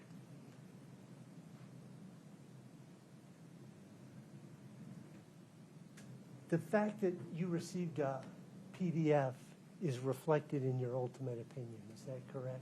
Yes. Okay. Now, Ms. Nestor talked to you about that initial report, the status of forensic sciences. Yes. That report, do you know when it came out? Off the top of my head, no. 2008-ish or so? Approximately. Okay. And it addressed not just handwriting, but DNA, all the sciences, pattern matching sciences, It reflected a majority of the different forensic sciences. and gave opinions about steps each of those forensic sciences need to do better at. Yes, the individuals involved in those were to study various aspects of the different forensic sciences and then come up with possible issues and then how to address those issues to make all of those forensic sciences more sound. And PCAST came out in 2016. Sound about right? Sounds about right. Okay. And it did not mention at all forensic document examination, did it? I don't recall, but that sounds right. Identifying an author is difficult if it's a simulated forgery. Is that That's- what you said? That's correct. And why is that? Because in a simulated forgery, the individual gives up their own habits and characteristics in order to try and copy, draw, or duplicate somebody else's. And so the writing itself is, you can't identify who the author was, just eliminate who it purports to be. Did you find any evidence at all that Eric Richins signed the True Stage document? There was no evidence whatsoever. Thank you. Just very briefly. Talked about if it's a simulated forgery, people give up their own way they write to try to write like someone else, right? Yes. What about people who are intoxicated or under the influence of drugs or alcohol? Does their signature change? There are a number of factors that can affect how a person writes. Drugs and alcohol can change it. In some cases, I've seen where alcohol makes somebody more exaggerated.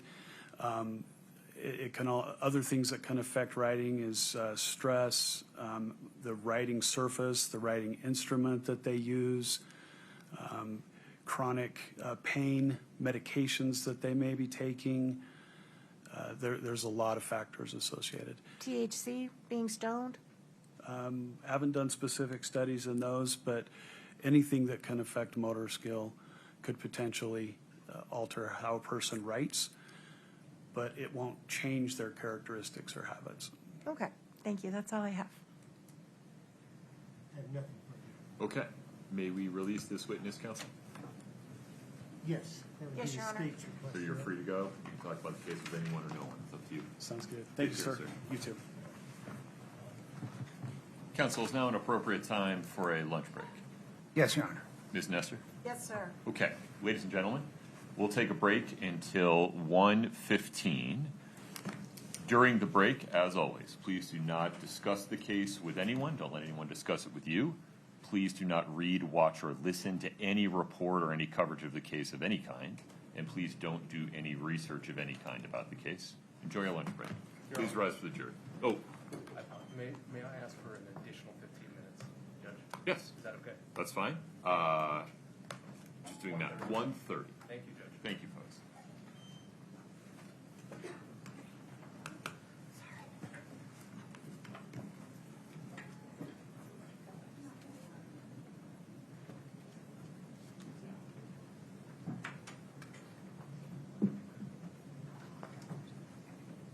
All right, please have a seat.